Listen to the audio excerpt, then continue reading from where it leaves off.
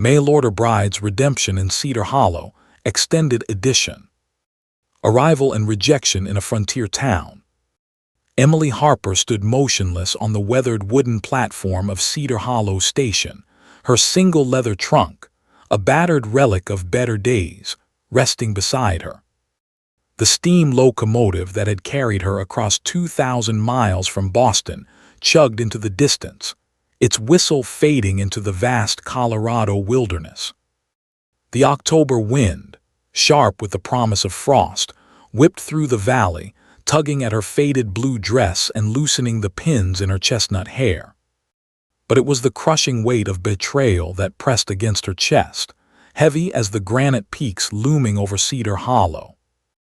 James Caldwell, the rancher who had courted her through eloquent letters for nearly a year, promising a life of mutual respect and a home on the frontier, had taken one horrified glance at her scarred face and turned away.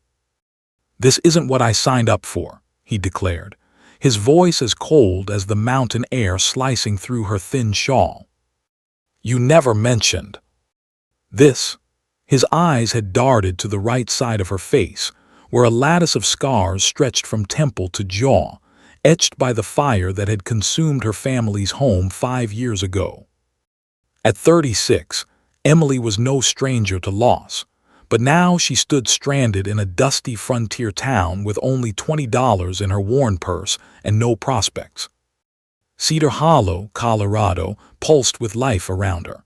Merchants shouted their wares from storefronts, horses clopped along the dirt-packed Main Street, and the rhythmic clang of a hammer echoed from a nearby blacksmith's forge. Yet none of it pierced the fog of her despair. Her gaze fixed on the station's faded sign, its peeling letters mocking her shattered dreams. What now? Return to Boston, where her teaching position had been stripped away after parents complained her scars frightened their children. Where her boarding house landlady had doubled the rent, forcing her out. Where no soul would notice if she vanished into the city's shadows. James's letters had been a beacon when she'd stumbled across his advertisement in the Boston Globe, a prosperous Colorado rancher seeking a woman of intellect and virtue to share his life. His words had woven a tapestry of hope, speaking of partnership, respect, and a fresh start in the untamed West. Never once had he mentioned physical beauty as a requirement, giving Emily the courage to respond. She'd poured her heart into their correspondence, revealing her age, her 12 years as a teacher, and her longing for renewal after losing her job.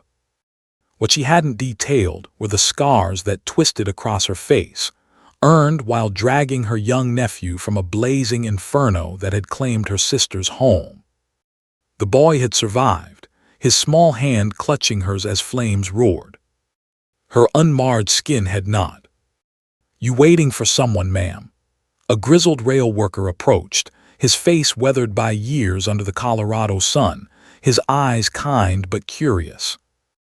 "I was," Emily replied, her voice steadier than her trembling heart. "But he's not coming." A flicker of understanding crossed the man's face. "Station closes at 6. Next eastbound train's not till Wednesday. 3 days. 3 days to scrape together enough for a ticket back to a city that had cast her aside." "Thank you," she said, her words barely audible over the wind. The worker nodded and shuffled off, leaving her alone with her spiraling thoughts. Across the street, a dinner bell rang from a modest inn, its chime cutting through her daze.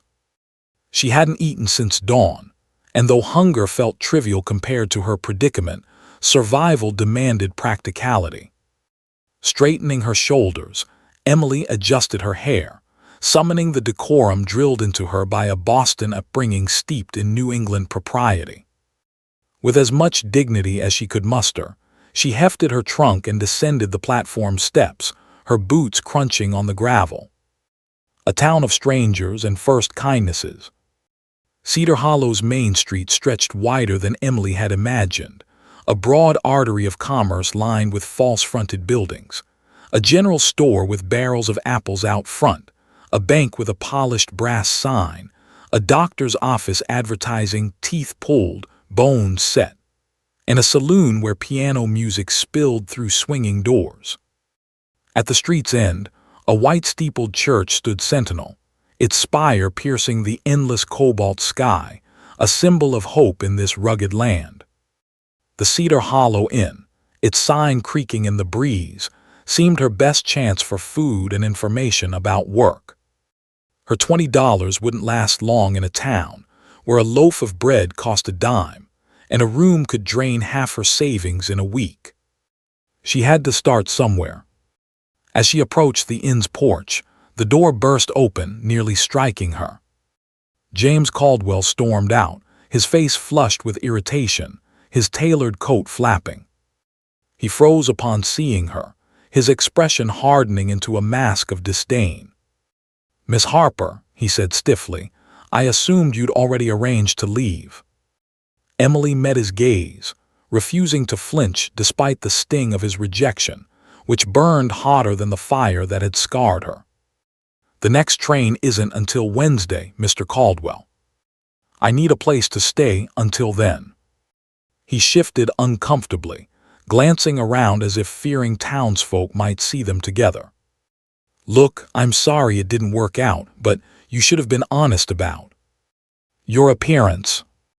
The words cut deeper than any blade, slicing through the fragile hope she'd nurtured. "My appearance doesn't impair my ability to manage a home, be a partner, or educate children," she replied, her voice low but firm, each word deliberate. "I was honest about what matters." James's jaw clenched, his eyes avoiding her scars. "A man deserves to know what he's getting." "Those scars," he gestured vaguely, unable to look directly at her face, "you should have mentioned them. And you should have mentioned you valued a trophy over a woman of substance," Emily shot back, her boldness surprising even herself. Boston's polite society had taught her to swallow her pain, to smile through disappointment, but here, on the edge of the world with nothing left to lose, her tongue found its edge. His face darkened, his voice dropping to a hiss. "I have a reputation to uphold in this town. People expect certain standards you don't meet."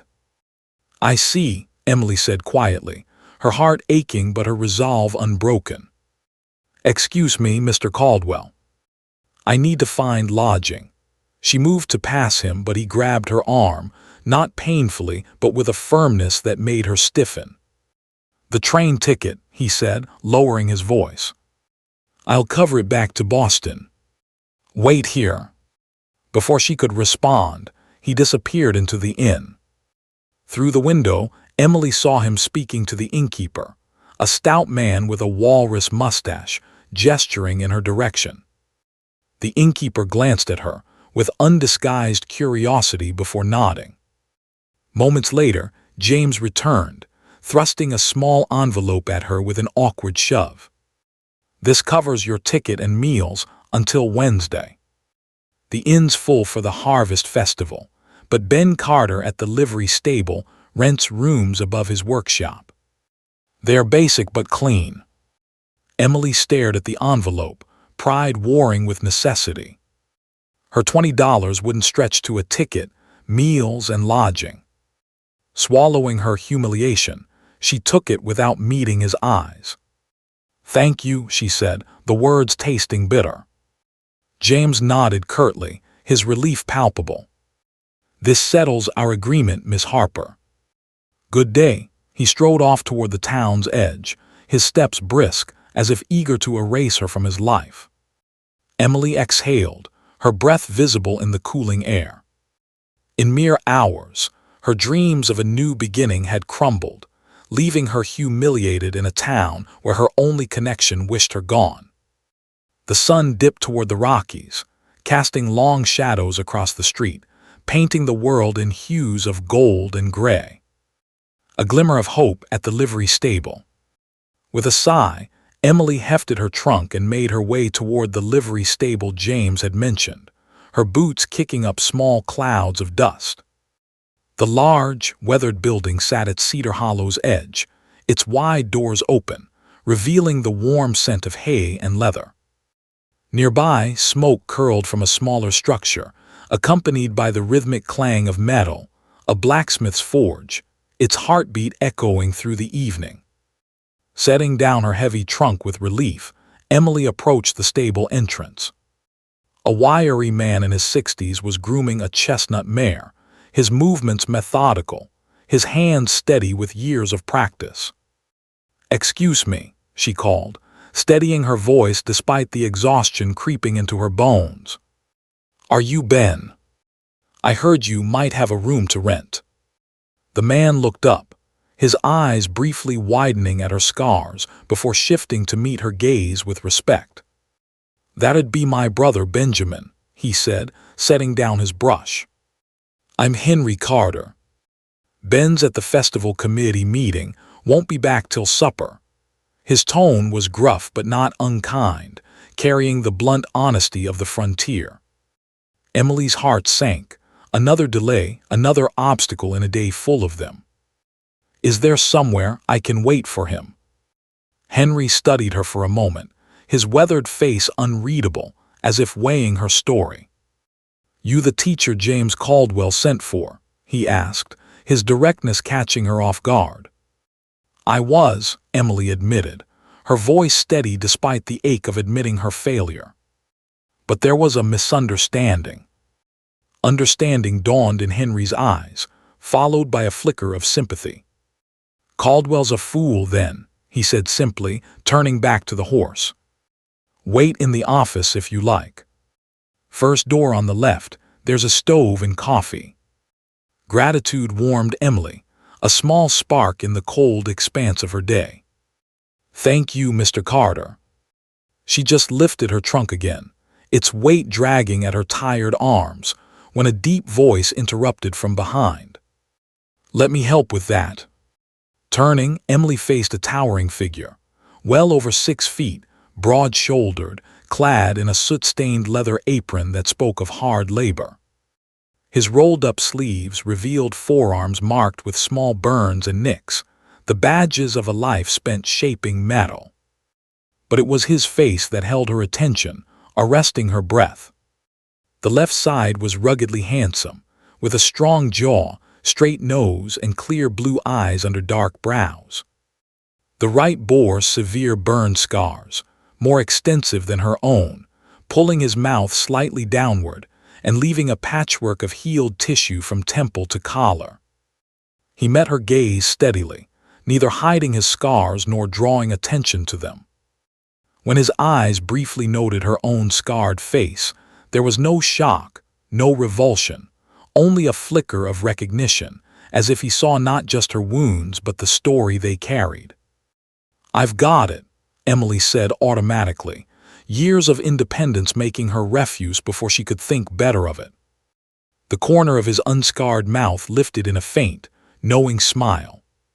"No doubt, ma'am. But that doesn't mean you should have to." Without waiting for further protest, he bent and lifted her trunk as if it were no heavier than a sack of flour. "Office is this way." Henry giving you his usual warm welcome.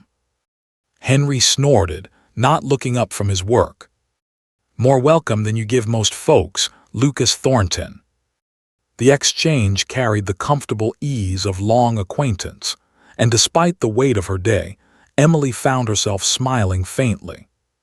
Lucas caught the expression, his scarred face transforming with unexpected warmth. "Don't mind Henry," he said as he led her toward the office. "He saves his charm for the horses. Claims they are better company." "Wiser conversation, too," Henry called after them, prompting a deep, rumbling chuckle from Lucas that seemed to vibrate through the air. The office was small but tidy, with a pot-bellied stove casting a warm glow in one corner, and a scarred desk cluttered with ledgers and receipts. Lucas set her trunk down carefully beside a wooden chair, his movements precise despite his size. "You're waiting for Ben about the room?" he asked, straightening. "Yes," Emily replied. "Mr. Caldwell mentioned it might be available. Something flickered in Lucas's blue eyes at the mention of James's name, a shadow of disapproval, but his expression remained neutral. It is. Ben's got 2 rooms above the workshop. He rents out sometimes. Simple, but they've got proper beds and stoves. He won't be back for a while, though.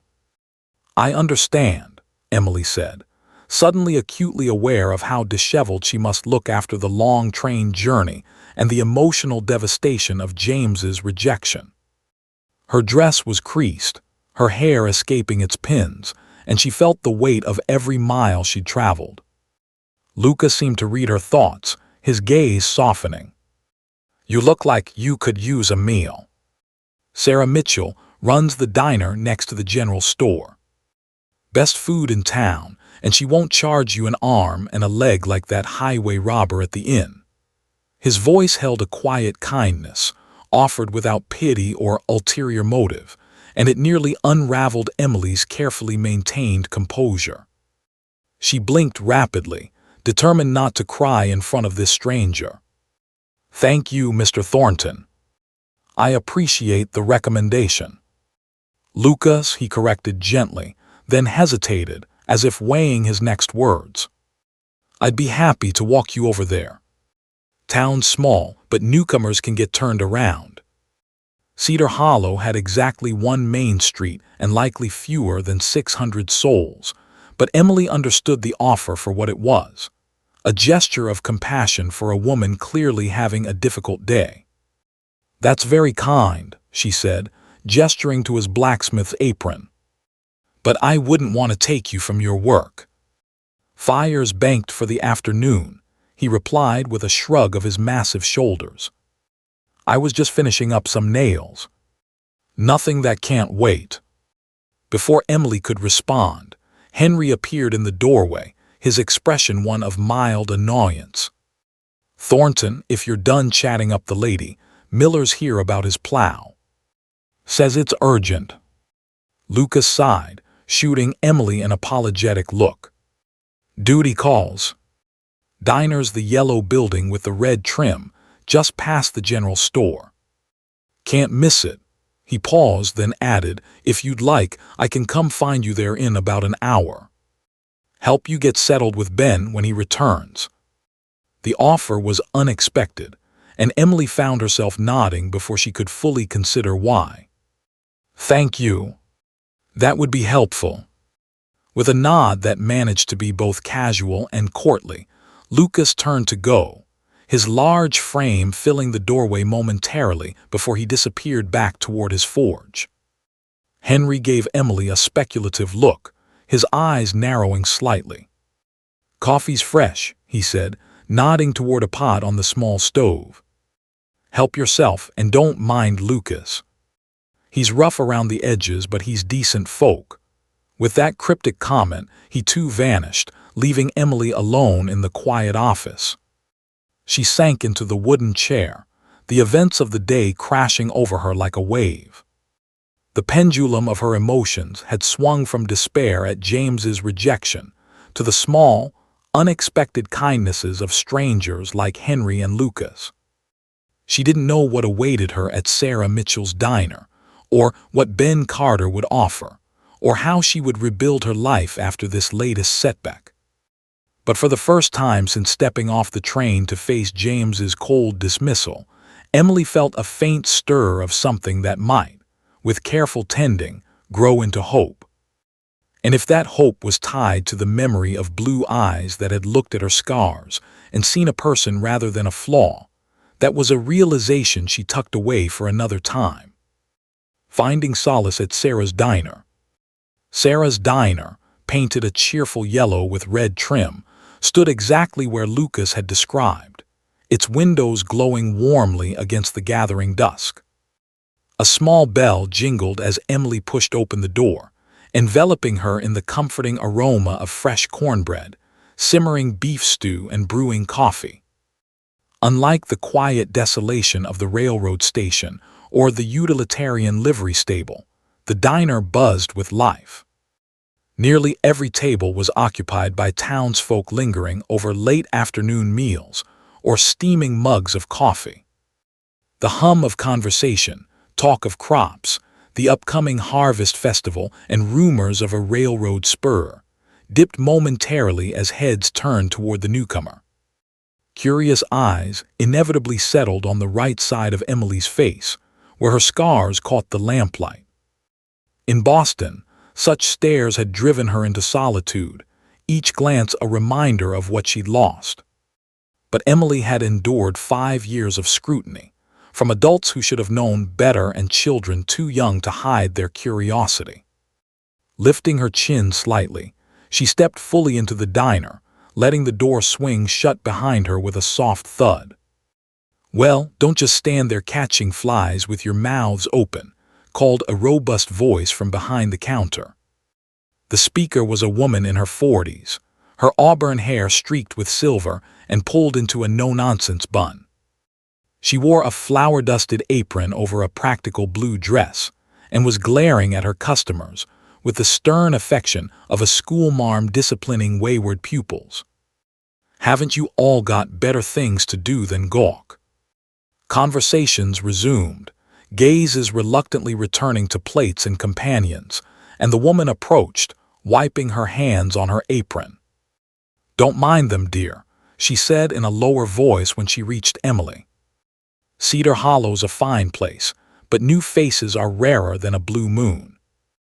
"I'm Sarah Mitchell."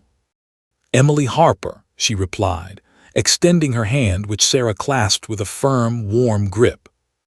"Well, Miss Harper, you look like you could use a hot meal and a moment's peace," Sarah said, her eyes taking in Emily's travel-worn appearance with a practiced glance. "There's a table in the back corner that should suit, nice and quiet." Gratitude washed over Emily, a balm to her frayed nerves. "Thank you. Mr. Thornton recommended your establishment highly." Sarah's eyebrows rose, a spark of surprise lighting her face. "Lucas Thornton. Now there's a first. That man's quieter than a shadow most days." She led Emily to the promised corner table, partially screened from the rest of the diner by a wooden partition carved with wild flowers. The spot offered a perfect balance of privacy and the comfort of not being entirely isolated, a thoughtful choice that spoke to Sarah's perceptiveness. "What brings you to our little corner of Colorado?" she asked as she poured water from a tin pitcher into a glass. The question was casual, but Emily sensed genuine interest rather than idle prying. In a town this small, news of her arrival and James's rejection had likely already spread like wildfire. Deciding honesty was her best course, she said. "I was to marry James Caldwell." There was a misunderstanding. Understanding dawned in Sarah's eyes, followed by a flash of something that looked remarkably like disgust. "James Caldwell," she said, the name flattening in her mouth as if it tasted sour. "I see." The lack of surprise in her tone spoke volumes, hinting that Emily might not be the first woman to arrive in Cedar Hollow with hopes pinned on the rancher, only to be found wanting. "The special today is beef stew with cornbread and peach cobbler for dessert. 50 cents for the full meal." "That sounds wonderful," Emily said, her stomach rumbling as she calculated her funds. Even with James's envelope for the train ticket, she needed to be cautious with her remaining $20. As if reading her thoughts, Sarah added casually, "We've got an arrangement for folks just passing through or between situations. 3 meals a day in exchange for 2 hours of help in the kitchen. Dishes, mostly, some vegetable chopping. Keeps my costs down and helps out those in a pinch." The offer was presented so matter-of-factly that it didn't feel like charity, and Emily found herself nodding gratefully. "That's very kind. I'd be happy to help until my train leaves on Wednesday." Sarah's smile warmed her entire face, crinkling the corners of her eyes. "Excellent. You can start tomorrow morning if that suits." For now, you just sit tight, and I'll bring you that stew." She bustled away, her skirts swishing, leaving Emily to observe the diner's patrons from her sheltered corner. The townsfolk were a typical mix for a frontier community.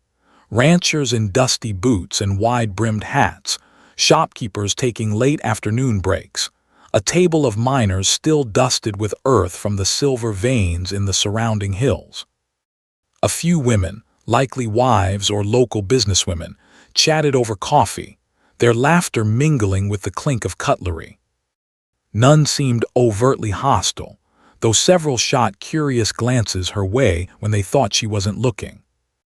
Emily was accustomed to such scrutiny, but James's blatant revulsion had cut deeper, perhaps because she had allowed herself to hope for acceptance after their months of correspondence. His letters had painted a picture of a man who valued character, not a shallow soul who saw her scars as a deal-breaker. Sarah returned with a steaming bowl of beef stew, fragrant with herbs and thickened with potatoes, accompanied by a plate bearing a thick slice of golden cornbread still warm from the oven. "Eat up," she encouraged, her tone maternal. "You look like you've had a day longer than the Oregon Trail." The first spoonful nearly brought tears to Emily's eyes.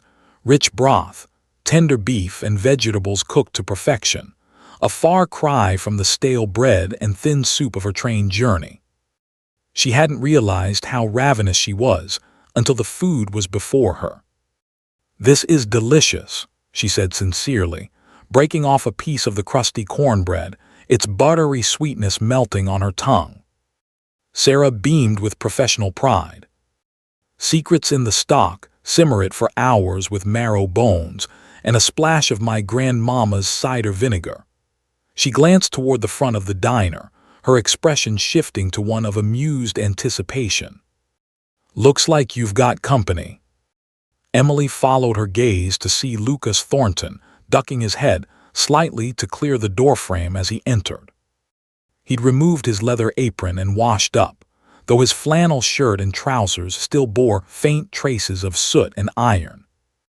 Despite his imposing size, he moved with surprising grace, navigating between tables with care not to disturb the patrons. Several people greeted him with familiar nods or brief words. "Evening, Lucas. Got my gate hinge ready yet?" which he acknowledged with equal brevity, his responses polite but reserved. Not unfriendly, Emily noted, but a man comfortable in his own space, not given to unnecessary socializing. "Just in time," Sarah called to him, her voice teasing. "I've got a fresh batch of stew, if you're not too busy hammering horseshoes."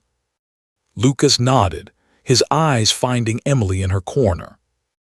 "Evening, Miss Harper," he said as he approached, his deep voice carrying a warmth that contrasted with his stoic demeanor. "I see you found Sarah's without trouble." "As you said, it wasn't difficult," Emily replied, a small smile tugging at her lips. She gestured to the chair across from her. "Would you care to join me? I'd welcome the company." A flicker of surprise crossed his face, as if he wasn't accustomed to such invitations, but he nodded, folding his large frame into the wooden chair with care, as if mindful of its fragility under his weight. Up close, the contrast between the unmarred left side of his face and the scarred right was even more pronounced, yet somehow less jarring now that Emily had time to adjust to it. The scars, she realized, were not a flaw but a map of survival, much like her own.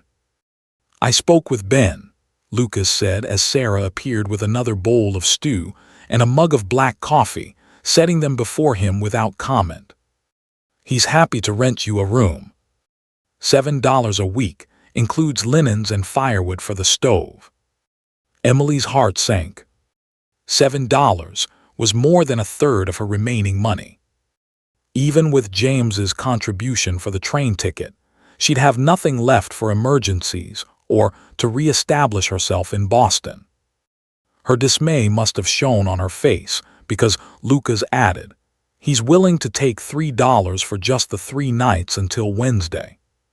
said there's no sense charging a full week for a partial stay. Relief washed over her, loosening the knot in her chest. That's very reasonable of him. Lucas shrugged his broad shoulders, focusing on his stew. Ben's fair-minded. Runs the stable like he runs his life. No nonsense, no greed. They ate in comfortable silence for a few minutes. The noise of the diner, clinking dishes, bursts of laughter, the low hum of conversation, providing a buffer against any awkwardness. Emily found herself studying Lucas when he wasn't looking, the careful precision of his movements, the strength evident in his blacksmith's hands, the way his blue eyes took in everything without seeming to stare. "Were you born in Cedar Hollow, Lucas?" she asked finally, curiosity about this man who seemed so at ease with his scars overriding her usual reserve. He shook his head, his expression neutral. "No, came here 8 years ago from Kentucky." "What brought you so far west?" she pressed gently, sensing a story behind his relocation. A shadow passed over his face, his spoon pausing halfway to his mouth. "Change of scenery," he said after a brief pause, his tone polite but firm, discouraging further questions on that line. Emily nodded, respecting his privacy. She knew too well the weight of personal histories that weren't easily shared.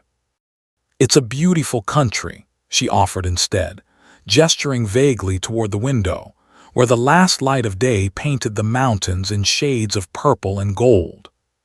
"So different from Boston." "It is," he agreed, his expression softening, the tension easing from his shoulders. "Different from Philadelphia, I imagine." "Very," Emily said, a small laugh escaping her. "Everything here feels bigger. The sky, the mountains, even the silence has a weight to it."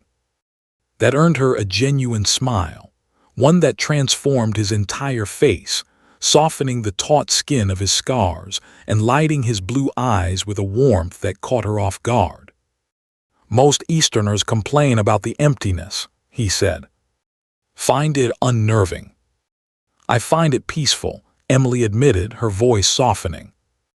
"Though I've only been here a matter of hours, so perhaps the novelty will wear off."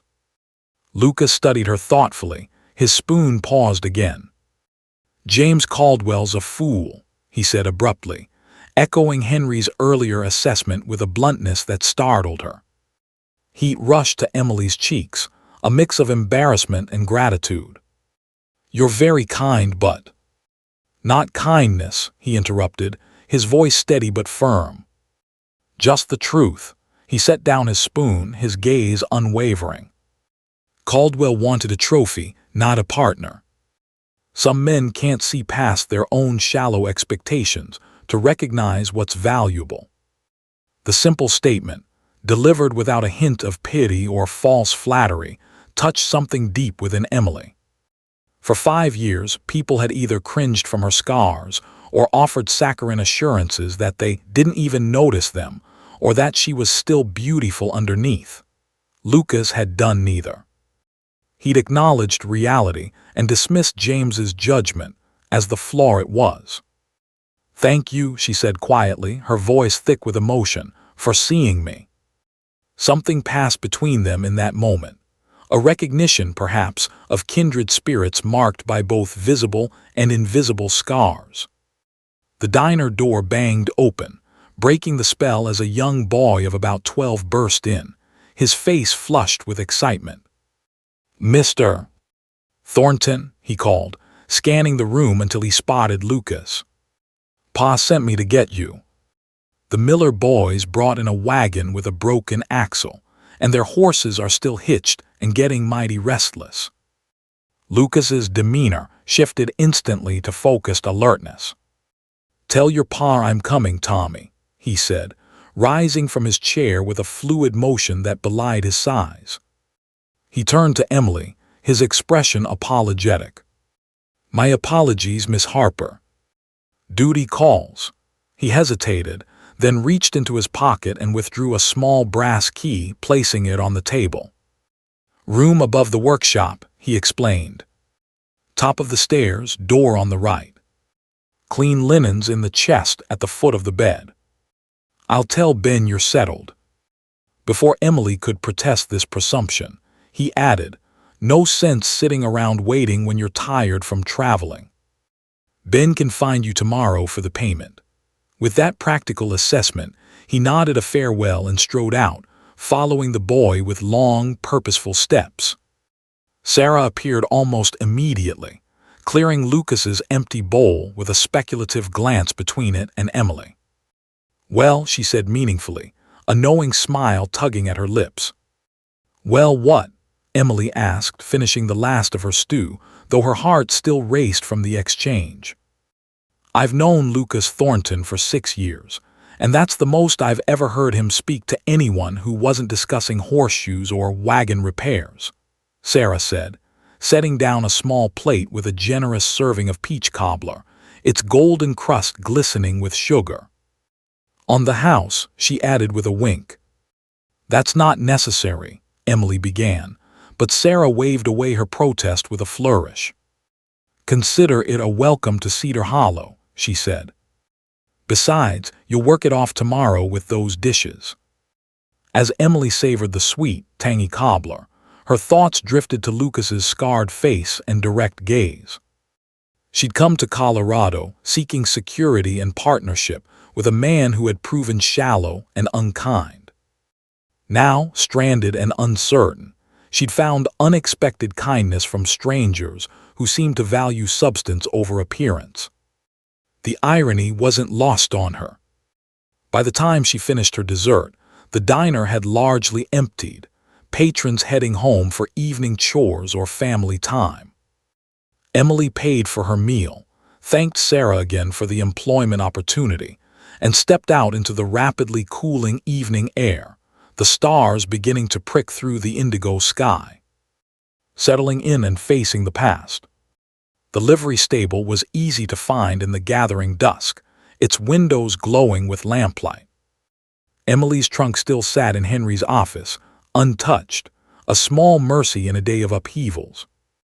A note had been left propped against it, scrawled in a rough hand. "Miss Harper, Lucas said you'll be taking the room up the outside stairs next to the forge." Henry. The stairs in question were sturdy wooden steps leading to a small landing outside the workshop. Emily hefted her trunk with a sigh, beginning the awkward process of maneuvering it up the steep incline. She'd managed 3 steps, her arms straining, when a voice called from below. "Miss Harper, please allow me." A man in his 50s, with a sun-weathered face and thinning brown hair, stood at the bottom of the stairs. Unlike Henry's lean frame or Lucas's powerful build, this man had the comfortable roundness of middle age and modest prosperity. "I'm Benjamin Carter," he said, ascending the steps and easily lifting her trunk. "Everyone calls me Ben. I understand you'll be staying with us for a few nights." "Yes," Emily confirmed, following him up the stairs. "Until Wednesday's train. Lucas said it would be $3 for the 3 nights." "That's right," Ben agreed easily, setting down the trunk to unlock the door, apparently unaware that Lucas had already provided her with a key. Simple accommodations, but clean. The room was indeed simple but welcoming. A single bed with an iron frame, a small wooden table bearing an oil lamp, a chest for storage, and a pot-bellied stove in the corner. A braided rag rug covered part of the wooden floor, and faded but clean curtains framed the single window. What the space lacked in luxury, it made up for in cleanliness and sturdy construction, a testament to frontier pragmatism. "Washrooms at the end of the hall," Ben explained, setting her trunk at the foot of the bed. "Cold water only, I'm afraid. Chamber pot under the bed for nighttime." "It's perfect," Emily said sincerely, her voice soft with gratitude. "Thank you." Ben shifted, seeming slightly uncomfortable, as if unaccustomed to such earnest thanks. "Lucas mentioned your situation with James Caldwell," he said, his tone careful. "Terrible business." Caldwell's not well regarded by many here, though he's got money and sway with some. Emily tensed, uncertain where this conversation was heading. Sensing her unease, Ben continued, "What I mean to say is that you shouldn't judge all of Cedar Hollow by one man's poor behavior. We're generally decent folks here." The sincere concern in his voice touched Emily deeply. "I've already experienced much kindness since arriving," she assured him. "Your brother, Mr. Thornton, Mrs. Mitchell, they've all been generous." Ben's expression brightened, his shoulders relaxing. "Good. Good. Well, I'll leave you to get settled. Payment can wait until morning." He tipped his hat slightly and exited, closing the door with a soft click. Alone at last, Emily sank onto the edge of the bed, the springs creaking under her weight. The events of the day overwhelmed her, arriving full of hope, facing James's cruel rejection, and somehow finding employment and shelter through the unexpected kindness of strangers. It was a whirlwind that left her dizzy, her emotions raw. Moving to the window, she drew back the curtain to gaze at the view. From this vantage point, she could see Cedar Hollow's main street falling into evening shadow, lamps flickering to life in shop windows, and beyond, the majestic silhouettes of the Rockies against the darkening sky, their peaks dusted with the season's first snow. Movement below caught her attention. Lucas had returned to his forge and was working by lamplight, his powerful arms swinging a hammer in rhythmic strokes against glowing metal. Sparks flew with each impact, momentarily illuminating his concentrated expression, his scars catching the light like a rugged landscape. There was something mesmerizing about watching him work, the confidence of his movements, the focused intensity, the transformation of unyielding metal beneath his skilled hands. Here was a man who had clearly made peace with his scars, who had forged a life of respect and purpose despite them, or perhaps because of them. For the first time since the fire that had marked her, Emily wondered if there might be strength to be found in surviving, in being visibly broken and yet moving forward. Could her scars be not just wounds to hide or overcome, but a testament to a courage she had never fully acknowledged in herself? The thought was both terrifying and strangely liberating, a seed planted in her heart that she wasn't yet ready to nurture. As darkness settled fully over Cedar Hollow, Emily lit the oil lamp, its soft glow casting dancing shadows on the walls. She began unpacking the few possessions she had brought for what was supposed to be the beginning of her new life. A spare dress, a few books, a daguerreotype of her parents, and a small leather-bound journal, a gift from her sister years ago. She had not written in it since before the fire, the pain of that time too raw to commit to paper. Tonight, however, she opened it to a blank page and began to record the events of the day, not as a catalog of disappointments, but as the unexpected beginning of something she could not yet name. Her pen scratched softly, the words flowing. "Arrived in Cedar Hollow today, heart full of hope, only to be rejected by James Caldwell. But strangers, Henry, Lucas, Sarah, have shown me kindness I didn't expect. Perhaps this town, rough and new, holds a place for me yet." A teacher's calling renewed. Morning broke over Cedar Hollow with the cheerful trill of birdsong and the distant lowing of cattle, a symphony of life that roused Emily from a surprisingly deep sleep. She woke disoriented, the unfamiliar ceiling of the rented room momentarily confusing her until the events of the previous day flooded back. James's rejection, the kindness of strangers, and the small room above a blacksmith's forge that would be her temporary home.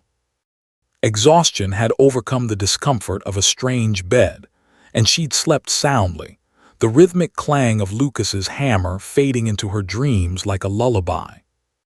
Golden sunlight streamed through the simple muslin curtains, painting patterns on the wooden floor. From below came the steady beat of Lucas's hammer, already at work, the heartbeat of the day beginning anew. Splashing her face with cold water from a chipped basin, Emily assessed her options with a clarity that only sleep could bring. She had promised to help Sarah at the diner, which would secure her meals until Wednesday's train. 3 nights of lodging were arranged, thanks to Ben's fairness and Lucas's intervention. Her immediate needs were met, giving her precious time to consider what awaited back in Boston, or whether returning was truly her best path. The thought of facing that city's indifference, its polite but cutting rejections, made her stomach twist. Could Cedar Hollow, with its rough edges and unexpected warmth, offer a different future? After dressing in her second-best dress, a modest navy blue with a crisp white collar, Emily pinned her chestnut hair into a simple but neat arrangement, mindful that working in a diner required presentability, even if her scars would always prevent her from being conventionally attractive. Stepping outside, the air carried the crispness of October in the mountains, tinged with wood smoke and the sharp metallic scent from Lucas's forge. Pausing on the landing, she watched him work for a moment, unable to resist the pull of his presence. He wore only a cotton shirt with the sleeves rolled up, suspenders holding up his work trousers, his powerful arms glistening with a sheen of sweat despite the morning chill. The scarred side of his face was turned toward her, revealing the extent of the damage from temple to jaw, disappearing beneath his collar. As if sensing her gaze, he looked up, his hammer paused mid-swing. "Morning, Miss Harper," he called, straightening, a faint smile softening his rugged features. "Sleep well?" "Surprisingly so, thank you," she replied, descending the stairs with careful steps. "And it's Emily, please. If I'm to call you Lucas, it seems only fair." A brief smile crossed his face, his blue eyes crinkling at the corners. "Emily, then. Off to Sarah's?" "Yes, I'll be helping in the kitchen in exchange for meals." She hesitated, then added, "Do you know if there might be other work available in town?" "Something temporary but paid." Lucas set down his hammer, wiping his hands on a rag as he considered her question. "Harvest festival's coming up this weekend. Mrs. Ellen Larson at the Mercantile usually needs extra hands to manage the rush, stocking shelves, wrapping purchases. Worth asking her about it."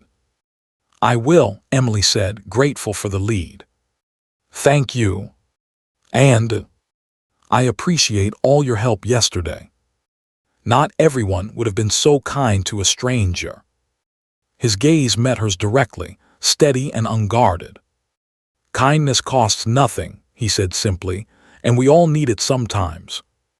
There was a story there, in his scars, in his deliberate choice of words, in the quiet understanding that passed between them like a shared secret. But Emily knew better than to press. Some stories needed time and trust before they could be shared, and she was still a stranger here, no matter how warmly Lucas had welcomed her. "I should go," she said finally. "Sarah will be expecting me." He nodded, turning back to his work, the hammer resuming its steady rhythm. "Mrs. Larson's place is just past the bank. Blue awning. Can't miss it." Cedar Hollow's main street was alive with morning activity as Emily made her way toward the diner, the town shaking off its slumber. Wagons rumbled past, loaded with sacks of grain or barrels of molasses, while shopkeepers swept their stoops and called greetings to neighbors. Unlike yesterday's curious stares, today Emily received a few nods of acknowledgement from those who had seen her at Sarah's, their faces softening with recognition. It was strange how quickly one could go from outsider to semi-familiar face in a small town, a phenomenon she'd never experienced in Boston's impersonal sprawl. Sarah's diner was bustling with breakfast customers when Emily arrived, the aroma of sizzling bacon and fresh coffee greeting her as she slipped in through the back door as instructed. "There you are," Sarah exclaimed, looking up from a large skillet where she was flipping golden flapjacks, her movements deft despite the chaos. Perfect timing. Grab that apron on the hook and start with those dishes, would you? Once the breakfast rush dies down, I'll show you where everything goes. For the next 2 hours, Emily immersed herself in the work, washing stacks of plates and mugs, chopping onions and carrots for the midday stew, and kneading dough for fresh bread. The physical labor was different from teaching, which had demanded her mind and heart, but it was satisfying in its immediacy. The clean dishes gleaming, the dough rising under her hands, the kitchen humming with purpose. Sarah proved an efficient taskmaster, her instructions clear but laced with encouragement. "You've got good hands," she commented as Emily expertly shaped dough into loaves, her fingers moving with the muscle memory of childhood baking lessons. "Quick learner, too." "I've always enjoyed cooking," Emily admitted, dusting flour from her hands. "Though I had little opportunity for it at the boarding house in Boston." "What brought you to teaching?" Sarah asked, cracking eggs into a bowl with practiced ease, her conversation flowing without pausing her work. "My father was a professor of literature at Harvard," Emily explained, focusing on her task to keep her emotions in check. "Books were sacred in our home, Emerson, Hawthorne, Dickinson. After he died, teaching seemed the natural path. I taught at a small private girls' school for 12 years until the fire." Sarah's next question was direct but not unkind, her eyes flicking to Emily's face. "The fire." Emily's hand stilled momentarily, the memory of flames and smoke rising unbidden. "Yes," she said softly. "I was trying to save my nephew. Afterward, parents complained. The headmistress was sympathetic but practical. My appearance frightened some of the younger girls, and enrollment was dropping." Sarah made a sound of disgust, her spatula scraping the skillet with extra force. "People and their foolish prejudices, as if scars make you any less capable of teaching Jane Austen or arithmetic." The simple understanding in her voice loosened something tight in Emily's chest, a knot of shame she'd carried for years. "The school compensated me fairly," she said, resuming her bread-making, "but positions for female teachers are limited and without strong references." "So you answered James Caldwell's advertisement," Sarah concluded, her tone heavy with unspoken judgment of the rancher. "He wrote beautiful letters," Emily said softly, her voice tinged with the ghost of her former hope. "About building a life together, about respect in partnership. He never once mentioned beauty as a requirement." Sarah's mouth twisted, her eyes narrowing. Men like James Caldwell cared deeply about appearances, not their own character, mind you, but how others perceive them. A scarred wife would raise questions, invite pity. His pride couldn't bear it. Emily glanced up, catching a personal note in Sarah's expression, a hint of old wounds. "You know him well," she observed. "Well enough," Sarah replied, her voice bitter with memory. "He courted my younger cousin, Laura, 10 years ago. Broke her heart when a wealthy widow from Denver showed interest. The widow saw through him, thank heaven, but by then Laura had learned his true nature. She's happily married now to a cattleman in Wyoming, with 3 beautiful children. Counts her escape from Caldwell as a miracle." "I'm sorry," Emily said sincerely, her heart aching for the pain Laura must have endured. "Don't be," Sarah said, wiping her hands on her apron. "Laura's better off, and so will you be. Those loaves are ready for the oven. Then take a break, coffee's fresh." As Emily slid the bread into the large brick oven, its heat warming her face, the bell over the front door jingled. Peering around the doorframe that separated the kitchen from the dining room, she saw James Caldwell himself enter, accompanied by a man in an expensive suit, his silver hair and confident bearing marking him as someone of importance. They took a table near the window, James's back to the kitchen. "Speak of the devil," Sarah muttered, appearing at Emily's side, her lips pursed. "That's Judge Amos Harrison with him. They are thick as thieves these days, with the Union Pacific planning to expand through the valley." Emily retreated further into the kitchen, her heart pounding. She had no desire to face James again so soon, especially not covered in flour and working as a dishwasher, positions that would only confirm his assessment of her unsuitability. Sarah squeezed her arm gently, a silent reassurance. "Stay back here. I'll handle them." Through the doorway, Emily could hear snippets of their conversation, as Sarah took their order with professional politeness that nonetheless carried an unmistakable chill. "I'm expecting the survey results by the end of the week," Judge Harrison was saying, his voice smooth and authoritative. "The town council will need to approve the route." "With the right incentives, I don't foresee problems," James replied, his tone smug. "Larson's still holding out, but he'll come around, or get left behind. Progress waits for no man." Their voices lowered, and Emily could make out no more of the conversation.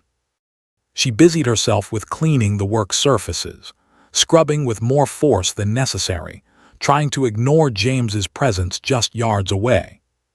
The back door opened, admitting Lucas Thornton, who carried a small metal box, its hinges gleaming with fresh repairs. "Sarah's lockbox," he explained, catching Emily's questioning look. "Hinge broke yesterday." His gaze shifted to the dining room beyond, narrowing slightly as he recognized James. "Coffee, Lucas," Emily offered, gesturing to the pot, hoping to distract him from the tension she felt radiating from his frame. "Thanks," he accepted the cup she poured, his large fingers careful around the delicate china. "You settling in all right?"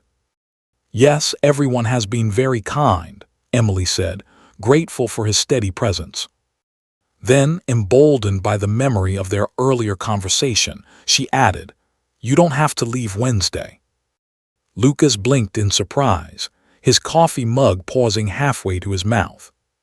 "I beg your pardon." "The Eastern train," he clarified, setting down his cup. "You don't have to be on it. Cedar Hollow needs a teacher.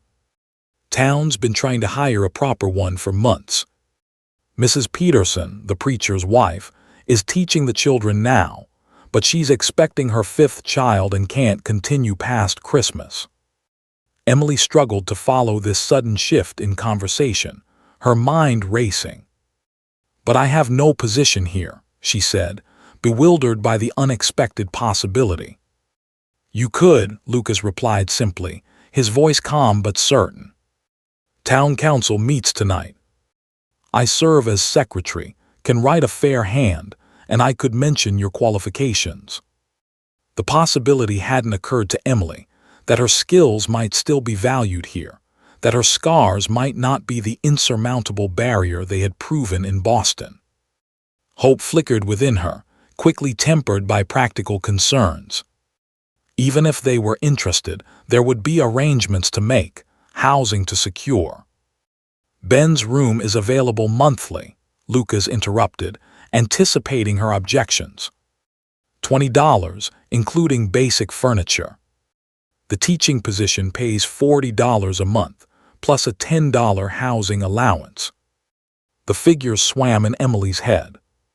$50 monthly was less than she'd earned at the private school in Boston, but in a small town like Cedar Hollow, with lower costs and no need to keep up appearances for high society, it might be enough for a modest but comfortable life. "Why would you do this?" she asked softly, her voice barely above a whisper. "You barely know me." Lucas's expression was unreadable, his blue eyes steady. "Cedar Hollow needs a teacher. You need a fresh start." Seems simple enough. Before Emily could respond, Sarah bustled back into the kitchen, her face tight with suppressed anger. "That man," she muttered, grabbing plates with unnecessary force. sitting there talking about progress when what he means is lining his own pockets at everyone else's expense. She glanced between Emily and Lucas, sensing she had interrupted something. Did I miss something important? Just telling Miss Harper, Emily, about the teaching position, Lucas said, his tone neutral but his eyes still on Emily. Sarah's eyes widened, her irritation with James momentarily forgotten. Oh, what a perfect idea. You'd be wonderful, Emily. Those children need someone with proper training, not just good intentions like poor Mrs. Peterson, bless her heart. It's very premature, Emily cautioned, overwhelmed by how quickly events were moving. The council would need to interview me, consider my references. Bring your credentials to the meeting tonight, Lucas suggested, his voice calm but encouraging. 7 o'clock at the town hall. Can't hurt to try. The sound of a throat clearing interrupted them. James Caldwell stood in the doorway between the kitchen and dining room, his expression darkening as he took in the scene. Emily flour-dusted in an apron, Lucas Thornton comfortably ensconced at the kitchen table, Sarah hovering protectively nearby. "Excuse me," he said stiffly, his voice dripping with disdain. "I need to settle my bill." Sarah moved to block his view of Emily, her posture rigid. "I'll handle that at your table, Mr. Caldwell." He ignored her, his gaze fixed on Emily, his lips curling slightly. "I see you found employment suited to your capabilities." The deliberate cruelty of the remark hung in the air, a barb designed to wound. Emily felt heat rise to her cheeks, not from embarrassment this time, but from a slow-burning anger. This man had written her beautiful words about partnership and respect, only to reveal himself as shallow and unkind when faced with physical imperfection.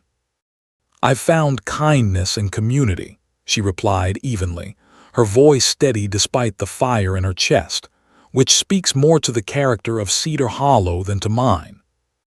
James's jaw tightened, his eyes narrowing. "I compensated you fairly for your inconvenience. I would think gratitude is more appropriate than this display."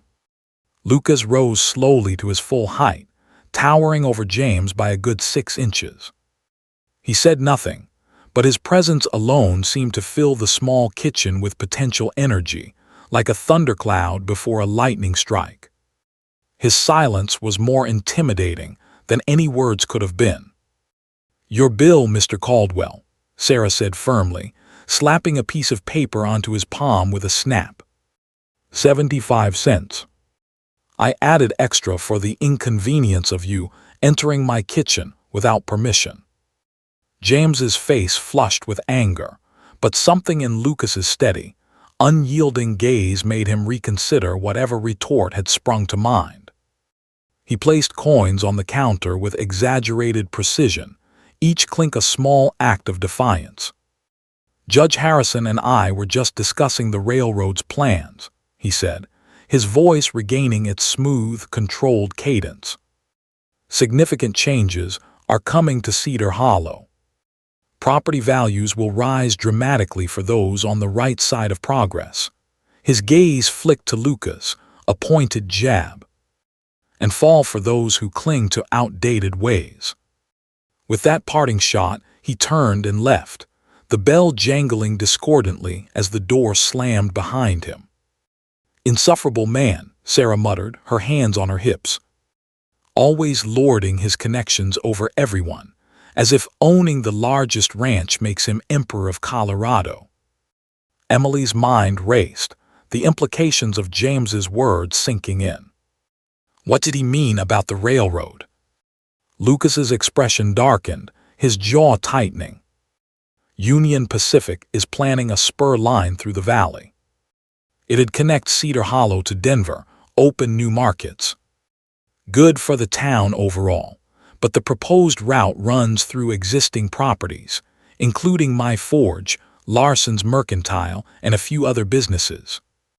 We'd be forced to relocate or sell. "But that's your livelihood," Emily said, distressed at the thought. "You're home." "Been through worse," Lucas replied, though the tightness around his eyes belied his casual tone. "Nothing's decided yet. Town council has to approve any final plans. Which is why James is courting Judge Harrison's influence," Sarah added, her voice sharp. "Harrison owns shares in the railroad company. Conflict of interest if you ask me, but nobody does." The conversation was interrupted by the arrival of the midday rush, farmers and shopkeepers streaming in for quick meals before returning to their work. Emily was soon busy serving plates of stew and refilling coffee cups, her thoughts of teaching positions and railroad disputes temporarily pushed aside by the immediate demands of the diner. But as she moved between tables, catching snippets of conversation about the festival, the railroad, and the town's future, she couldn't shake the sense that Cedar Hollow was at a crossroads, and that her own path might be intertwined with its fate. A community's embrace and a new opportunity.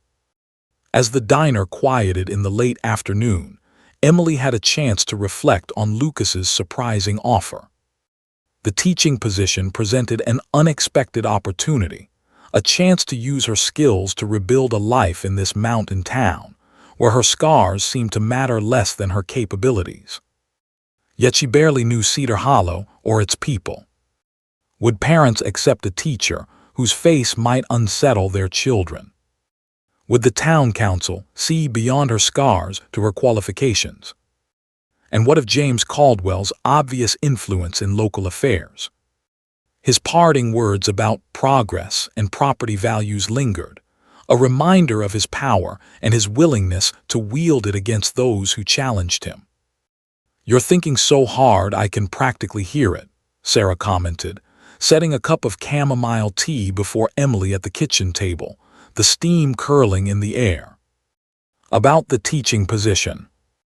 Emily nodded, wrapping her hands around the warm mug. "It's tempting but perhaps unwise. I know nothing about Cedar Hollow beyond what I've seen in a day." "What you've seen is pretty representative," Sarah replied, sitting across from her, her apron dusted with flour. "Some good people, some difficult ones, most just trying to get by. The children need a proper education, and most parents care more about that than a teacher's appearance." "James Caldwell seems to have considerable influence," Emily observed, her voice cautious. "If he objects to my appointment." Sarah snorted, her expression one of disdain. "James likes to think he runs this town, but plenty of folks see through him. Judge Harrison's in his pocket, sure, and Mayor Wilson's weak-willed, but the rest of the council has backbones. They're not all dazzled by his money or his big talk about progress." "And Lucas?" Emily asked, her curiosity about the blacksmith overriding her hesitation. "Where does he stand in the town's hierarchy?" Something knowing gleamed in Sarah's eyes, a smile tugging at her lips. "Interested in our blacksmith, are you?" Emily felt heat rise to her cheeks, her fingers tightening around her mug. "Professionally speaking," she clarified, though the protest felt thin even to her own ears. "He seems to have the town's respect despite his differences." "Lucas keeps to himself mostly," Sarah said, her tone softening. "Does honest work, charges fair prices, helps folks when they are in need without making a fuss about it. Not one for town politics usually, but this railroad business has stirred him up. His forge is his life, and he's not the type to roll over for James Caldwell or anyone else." She studied Emily thoughtfully, her gaze sharp but kind. "You should attend the council meeting tonight. See Cedar Hollow's governing body in action before you decide anything. It'll give you a sense of the town's heart."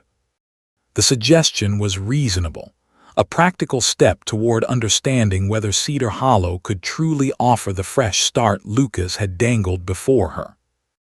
"I will," Emily decided, setting down her mug with a soft clink. though I make no promises about putting myself forward as a candidate for the teaching position." Sarah smiled, a glint of approval in her eyes. "Fair enough. Now, how are your pie-making skills?" "I've got 6 apple pies to bake before closing, and these old hands could use some help." As Emily rolled out pie dough alongside Sarah, her mind continued to churn with possibilities. 3 days ago, her future had seemed clear. Marriage to James Caldwell, a new life as a rancher's wife, security and purpose restored. Now everything was uncertain again, but in a way that felt strangely liberating rather than frightening. For the first time since the fire that had scarred her, Emily found herself dreaming of possibilities rather than limitations. It was a fragile, tender feeling, like the first green shoot breaking through winter's frost, and she guarded it carefully as she worked. The Cedar Hollow Town Hall was a modest 2-story building of locally quarried stone, its solid construction a testament to the town's determination to endure the harsh mountain winters. By 6:45, it was already filling with townspeople curious about the railway plans that had become the talk of Cedar Hollow. Emily slipped in quietly, choosing a seat near the back where she could observe without drawing attention.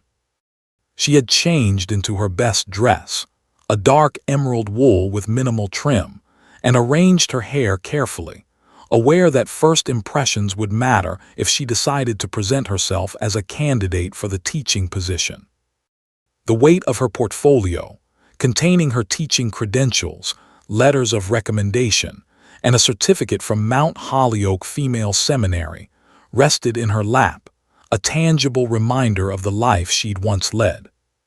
The council members filed in at precisely 7 o'clock, taking their places at a long table facing the gathered citizens. Mayor Wilson, a thin man with nervous hands and thinning hair, sat at the center, flanked by Judge Harrison and 3 other men Emily didn't recognize. Councilman Carter, a farmer with a weathered complexion, Councilman Thornton, a wiry shopkeeper, and Councilman Evans, a silver-haired rancher with a quiet demeanor.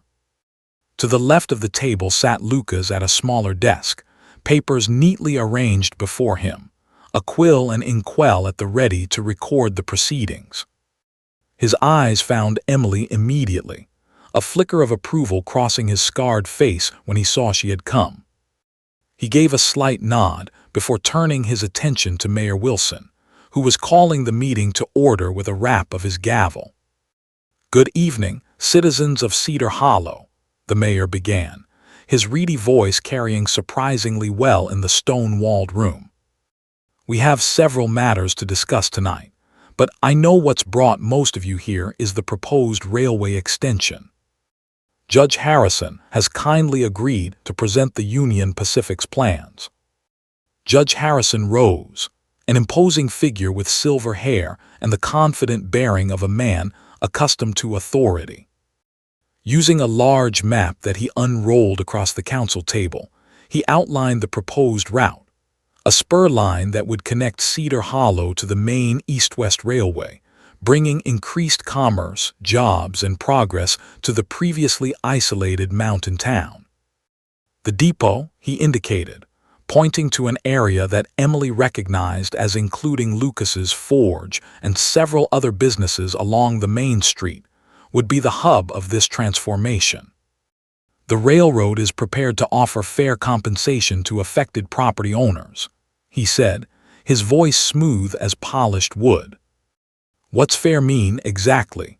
called Mr. Henry Larson, the mercantile owner, his stout frame still clad in a shopkeeper's apron. "My family's run that store for 30 years. Can't just pick up and move without serious costs." Judge Harrison's smile didn't reach his eyes, a practiced gesture that set Emily's nerves on edge. "The railroad understands the inconvenience, Mr. Larson. Compensation packages will reflect not just property values, but relocation costs. James Caldwell has generously offered parcels of his land to affected businesses, ensuring no one is left destitute." Murmurs rippled through the crowd, some skeptical, others cautiously optimistic. Emily glanced at Lucas, whose expression remained impassive as he recorded the discussion, though the tightness in his jaw betrayed his unease. The idea of losing his forge, the heart of his livelihood, was clearly a wound he bore quietly. The meeting shifted to other matters, including the need for a new teacher. Lucas stood, his presence commanding despite his reserved demeanor. "I'd like to propose Miss Emily Harper for the school," he said, his deep voice carrying clearly. "She's a trained teacher from Boston, with 12 years' experience at a private girls' school. She was let go due to parents' prejudice against scars earned saving her nephew from a house fire. Her credentials are strong, and she's willing to stay in Cedar Hollow." A hush fell over the room, followed by whispers. Judge Harrison's frown deepened, his silver brows drawing together. "Scars could unsettle young children," he said, his tone dismissive. "We must consider their sensitivities." Emily rose, her heart pounding but her voice steady, drawing on years of commanding a classroom. "In my experience, Judge Harrison, children respond to kindness and competence far more than to physical appearance. Any initial curiosity is quickly replaced by respect when they see a teacher values their minds and treats them with dignity." "Well said," called Mrs. Martha Evans, a grandmotherly woman from the audience, her voice firm.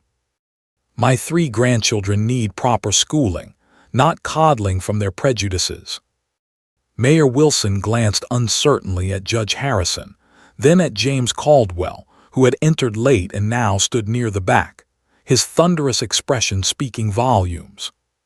Councilman Carter, the farmer, spoke up. "We should at least review Miss Harper's credentials. Qualified teachers aren't exactly lining up at our door." "I have them here," Emily said, producing her slim portfolio from her reticule, her hands steady despite the scrutiny of dozens of eyes. "Letters attesting to my character and teaching abilities, as well as my diploma." She handed the portfolio to Councilman Carter, who examined the documents, passing them to his colleagues. Even Judge Harrison reviewed them reluctantly, his frown deepening as he read. "These are certainly impressive qualifications," Mayor Wilson admitted, adjusting his spectacles. "Harvard-educated father, training at Mount Holyoke, years of experience with excellent reports." James Caldwell stepped forward, his presence casting a shadow over the room. "If I might speak, Mayor," he said, his voice smooth but laced with venom. "While Miss Harper's paper credentials appear sound, there are other considerations. She came to Cedar Hollow under unusual circumstances." A hush fell as all eyes turned to Emily, then back to James. The implied scandal hung in the air, and Emily felt a momentary panic. Would he publicly humiliate her by announcing she had come as his mail-order bride, only to be rejected? But James was too calculating for such direct cruelty. "Miss Harper arrived as a prospective governess for my household," he said smoothly, the lie sliding easily from his lips. "Unfortunately, I found her temperament unsuitable for the position, which is why she now seeks alternative employment." The fabrication stunned Emily, her breath catching. Then understanding dawned. Admitting he had advertised for a mail-order bride would damage his standing among Cedar Hollow's respectable matrons, revealing his desperation and confirming rumors about why local women avoided his courtship. Before she could decide how to respond, Lucas's deep voice cut through the tension, sharp and unyielding. "That's not accurate, Mr. Caldwell." All eyes turned to the blacksmith, who had risen from his secretary's desk, his large frame radiating quiet authority. "Miss Harper came to Cedar Hollow in response to your advertisement for a wife," he said, his words landing like hammer blows. "You rejected her upon seeing her scars after exchanging letters for months." The blunt truth detonated in the room. Gasps and murmurs rippled through the town hall, a wave of shock and curiosity. James's face flushed a deep crimson, a mix of rage and embarrassment. "How dare you?" he sputtered, his composure cracking. "This is a private matter, and entirely irrelevant to Miss Harper's suitability as a teacher." "I agree, it's irrelevant," Lucas replied calmly, his voice steady as iron. "Which is why your attempt to discredit her with half-truths needed correction." Mayor Wilson looked deeply uncomfortable, his hands fidgeting with his gavel.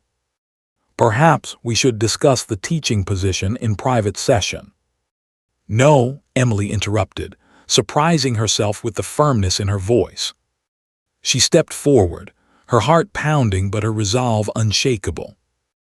"The circumstances of my arrival in Cedar Hollow have been brought into public discussion, so let me address them directly." She turned to face the gathered townspeople, her voice clear and unwavering.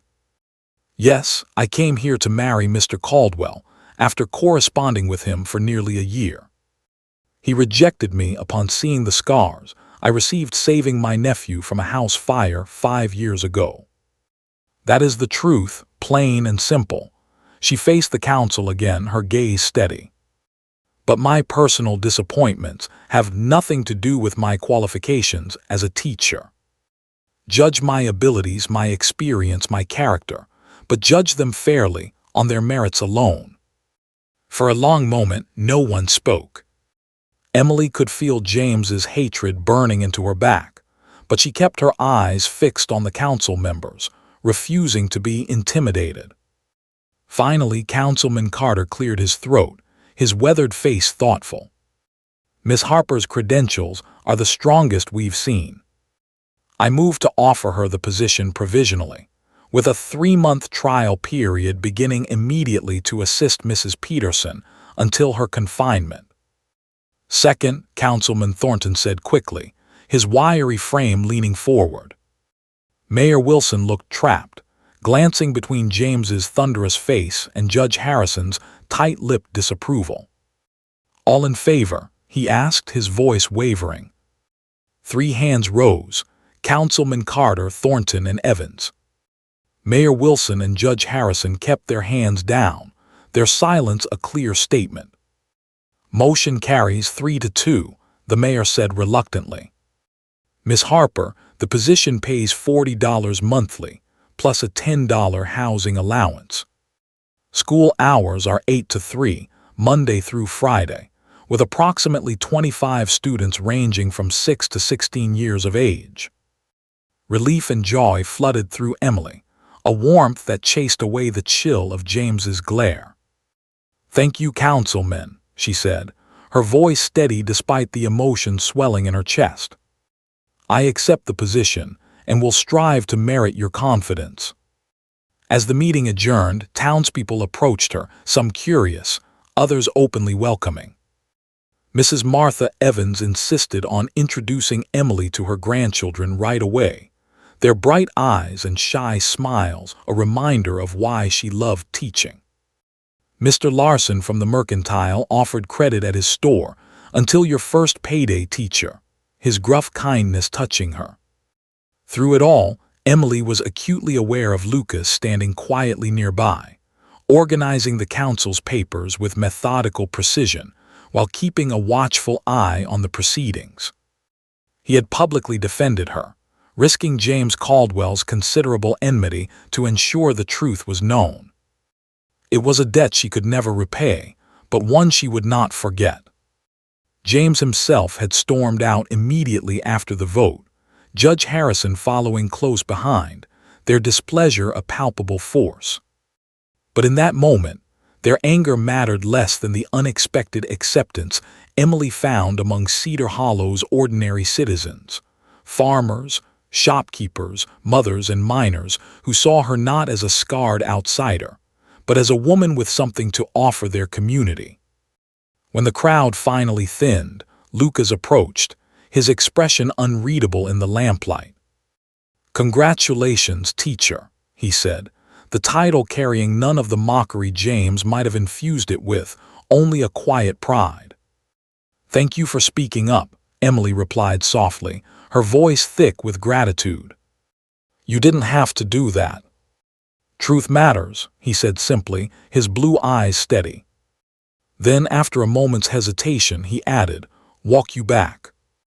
The night air held the crisp promise of frost as they made their way down Cedar Hollow's main street, the stars blazing overhead in a sky unmarred by city smoke. Neither spoke immediately, but the silence between them felt companionable rather than awkward, a shared understanding woven through their steps.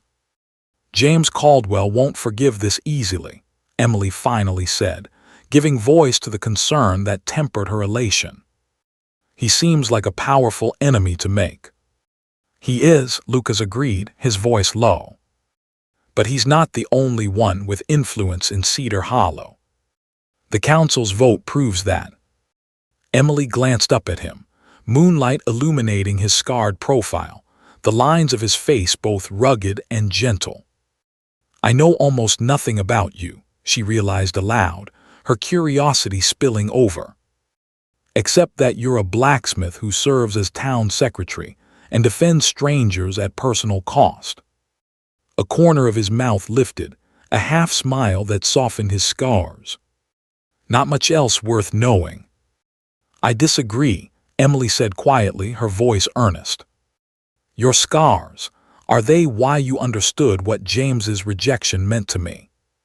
Lucas was silent for several paces, his boots crunching softly on the dirt road. When he spoke, his voice was low, meant for her ears alone. "Fire takes more than skin. Takes security, identity. Makes strangers afraid, makes them look away or worse, stare while pretending not to." The simple truth resonated deep within Emily, echoing her own experiences. How many times had she endured those sidelong glances, those too bright smiles that never reached the eyes, the careful distance maintained by former friends and colleagues? "Yes," she whispered, her voice barely audible. "Exactly that." They had reached Ben's livery stable, the light from Emily's rented room glowing warmly above the workshop, promising respite from the autumn chill. "What happened to your teaching position wasn't about competence," Lucas said abruptly, his voice firm. "What happened with Caldwell wasn't about worth." "I know that," Emily replied, though the words sounded more confident than she sometimes felt. Intellectually, she understood her value, but her heart still bore the bruises of rejection. Lucas nodded, understanding the distinction without her needing to explain. "Heart takes longer to convince than head." "Does it ever fully believe?" she asked, the question slipping out before she could recall it, too personal, too vulnerable for such a new acquaintance. But Lucas didn't seem to find it presumptuous. He considered for a long moment, his blue eyes reflecting the starlight overhead. "Not yet," he finally answered, his voice raw with honesty. "But some days come closer than others." Something shifted between them in that moment, a recognition of shared wounds that went beyond physical scars, a possibility of mutual healing that neither was quite ready to name. "I start teaching tomorrow," Emily said, steering the conversation to safer ground though her heart still raced. "Mrs. Peterson will expect you at the schoolhouse at 7:30, Lucas confirmed. "Small white building behind the church. Can't miss it." "I should prepare," Emily said, though she was reluctant to end their conversation, to step away from the warmth of his presence. "Thank you again for everything." Lucas nodded, stepping back, his large frame silhouetted against the stable's lamplight. "Congratulations, teacher," he repeated, the title now carrying a warmth that made Emily smile despite her exhaustion. As he walked away toward his adjacent forge, his steps steady and unhurried, Emily climbed the stairs to her room, her heart lighter than it had been in years. Through the window, She could see the scattered lights of Cedar Hollow spreading beneath the vast Colorado sky, the silhouette of mountains standing sentinel against the star-filled darkness. She had come to this place expecting to begin a life as James Caldwell's wife. Instead, she would shape young minds, build a reputation based on her abilities rather than her appearance, and perhaps, just perhaps, find healing for wounds that went deeper than skin. 2 days in Cedar Hollow had already changed the course of her life. What might the coming months bring? The question filled her not with dread, but with a tentative anticipation she hadn't felt since before the fire. Shaping young minds and building bonds. The Cedar Hollow schoolhouse, a former chapel, retained an austere dignity despite its peeling white paint and warped floorboards. Inside, rows of mismatched desks faced a small raised platform, where the teacher's desk commanded a view of the entire room. A pot-bellied stove stood in the corner, currently cold, and a battered upright piano was pushed against the far wall, its keys yellowed but still functional. Mrs. Peterson greeted Emily with palpable relief, one hand resting on her swollen belly. "Miss Harper, thank heaven you're here," she said, her voice weary but warm. "These children are running me ragged." As if on cue, a paper ball sailed across the room, prompting shrieks of laughter from a group of boys by the window. Mrs. Peterson sighed deeply, but Emily merely smiled, a sense of familiar purpose settling over her like a well-worn cloak. Teaching had been her calling, her refuge, until Boston's prejudices had stolen it from her. Now, standing in this humble schoolhouse, she felt it return. "Boys," she called, her voice carrying the quiet authority honed over years of managing classrooms. "Please take your seats." To Mrs. Peterson's evident surprise, the children obeyed, though curious eyes fixed immediately on Emily's scarred face. She had expected this and met their gazes calmly, allowing them to look without shame or pretense. There was no need to hide here, no need to shrink from their curiosity. "I am Miss Harper," she introduced herself, moving to stand before the teacher's desk, her hands clasped lightly. "I will be assisting Mrs. Peterson until Christmas, and then continuing as your teacher thereafter. I look forward to learning all your names and discovering what you've been studying." A small girl in the front row, her braids tied with red ribbons, raised her hand tentatively. "Miss Harper, what happened to your face?" Mrs. Peterson gasped, her hand flying to her mouth. "Clara Larson." "That's terribly rude." "It's all right," Emily assured her, her voice gentle but firm. She addressed the child directly, crouching slightly to meet her eyes. "I was injured in a fire 5 years ago while rescuing my nephew. The scars don't hurt anymore, but they are permanent." Another child, a boy with freckles and a missing front tooth, piped up. "Were you scared?" "Very," Emily corrected gently, smiling at his grammar slip. "But sometimes we find courage when we need it most." A boy of about 12, his face skeptical, studied her from the back row. "Pa says you came to marry Mr. Caldwell, but he didn't want you because of your face." The bluntness of children could be breathtaking, cutting through adult pretenses with unerring precision. Emily felt heat rise to her cheeks, but kept her composure, her years of teaching guiding her response. "Your father is partially correct," she said, her voice even. "Mr. Caldwell and I had corresponded, but upon meeting, he decided we would not suit. Now, I'm very fortunate to have the opportunity to teach all of you instead."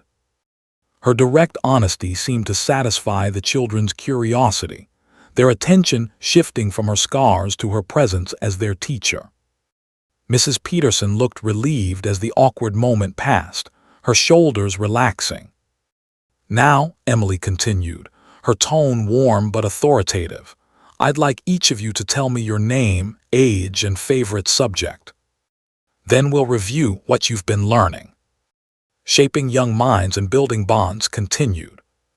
By midday, Emily had a clear picture of the educational challenges facing Cedar Hollow students.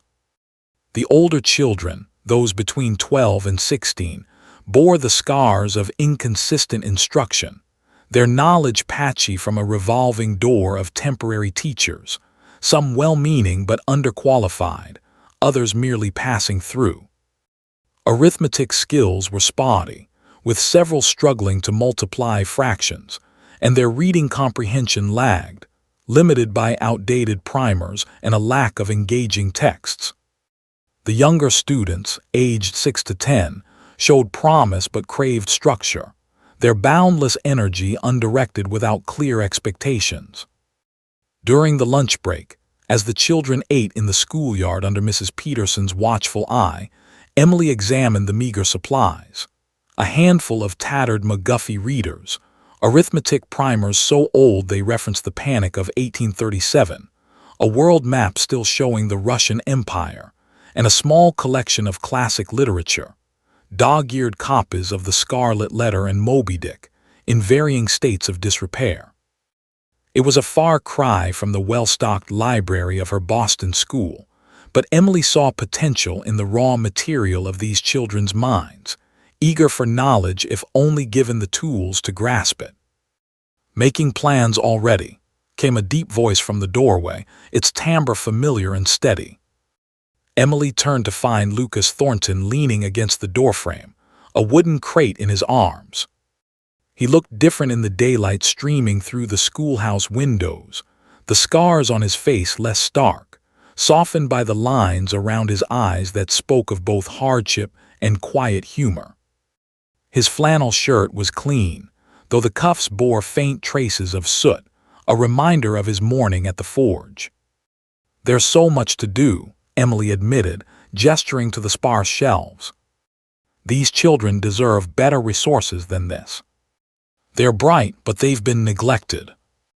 Lucas nodded, setting the crate on a nearby desk with a soft thud. "Town council approved an emergency stipend for supplies when they hired you. Not much, $15, but it might help with books or slates." He paused, then added, "And I brought these. Thought they might be useful." Curiosity piqued. Emily lifted the crate's lid, her breath catching at the treasure trove within. Emerson's essays, Thoreau's Walden, several volumes of Shakespeare, Whitman's Leaves of Grass, and scientific texts on basic chemistry and natural philosophy, their pages worn but lovingly preserved. "Lucas, these are wonderful," she exclaimed, lifting a beautifully bound volume of Shelley's poetry, its leather cover embossed with gold. "But surely you don't want to part with them permanently."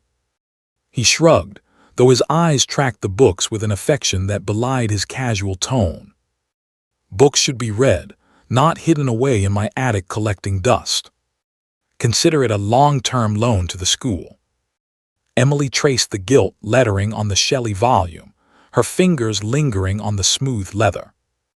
"You appreciate literature," she noted, not a question but an observation, her voice soft with discovery. Lucas's gaze met hers, a flicker of something vulnerable passing through his blue eyes. "My mother was a teacher before." He gestured vaguely, the sentence trailing off, a door to his past left ajar but not fully opened. "She believed in the power of words to transport us beyond our circumstances." "A wise woman," Emily said softly, her heart warming at the shared reverence for learning. "These will make a tremendous difference, especially for the older students. They're hungry for ideas, for stories that challenge them."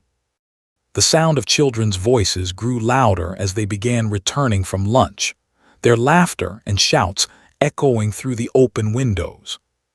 Lucas straightened, his large frame suddenly seeming out of place in the small schoolroom, as if he were uncomfortable with the prospect of an audience for their conversation. "The Harvest Festival's Saturday," he said abruptly, his voice shifting to a more practical tone. "Town tradition. Might help you meet families, get settled." Emily's heart quickened, catching the undercurrent of his words. "Are you asking me to attend with you?" she clarified, a smile tugging at her lips despite her attempt at composure. His scarred face colored slightly, a rare crack in his stoic facade. "If you'd like," he said, his voice gruff but sincere. "No obligation." The door burst open as the first wave of students tumbled in, stopping short at the sight of the massive blacksmith in their schoolroom. Whispers and giggles erupted immediately. "Is that Mr. Thornton? He's huge," their curiosity as unabashed as children's always was.